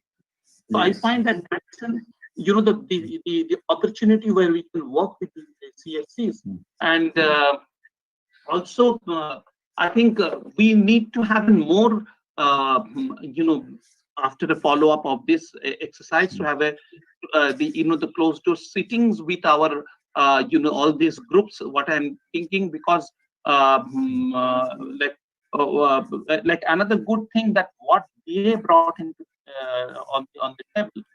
This is a it is a feasible activity for improving the high value chain, because that will take care of the requirement of the of the environment. It will take care of the requirement of the the experimenting to work with other ministries and to have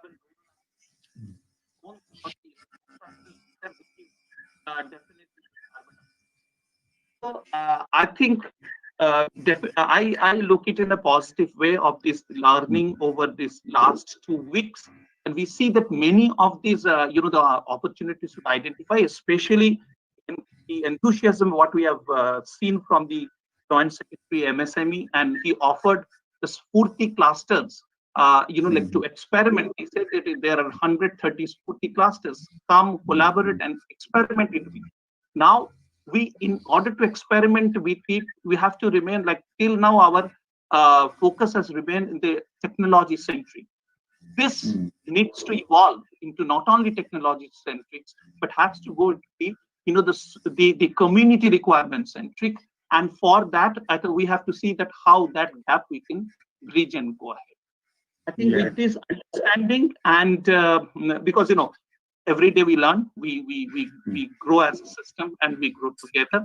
And with that understanding, I think I thank all of you at the end of the day who have remained with us, and with the hope that you will remain with us for the next week, when we will come back to discuss our 2 weeks about the social infrastructure, and which is an important the aspects of the Atmanirbharta, because the physical infrastructure should be complemented by the social infrastructures.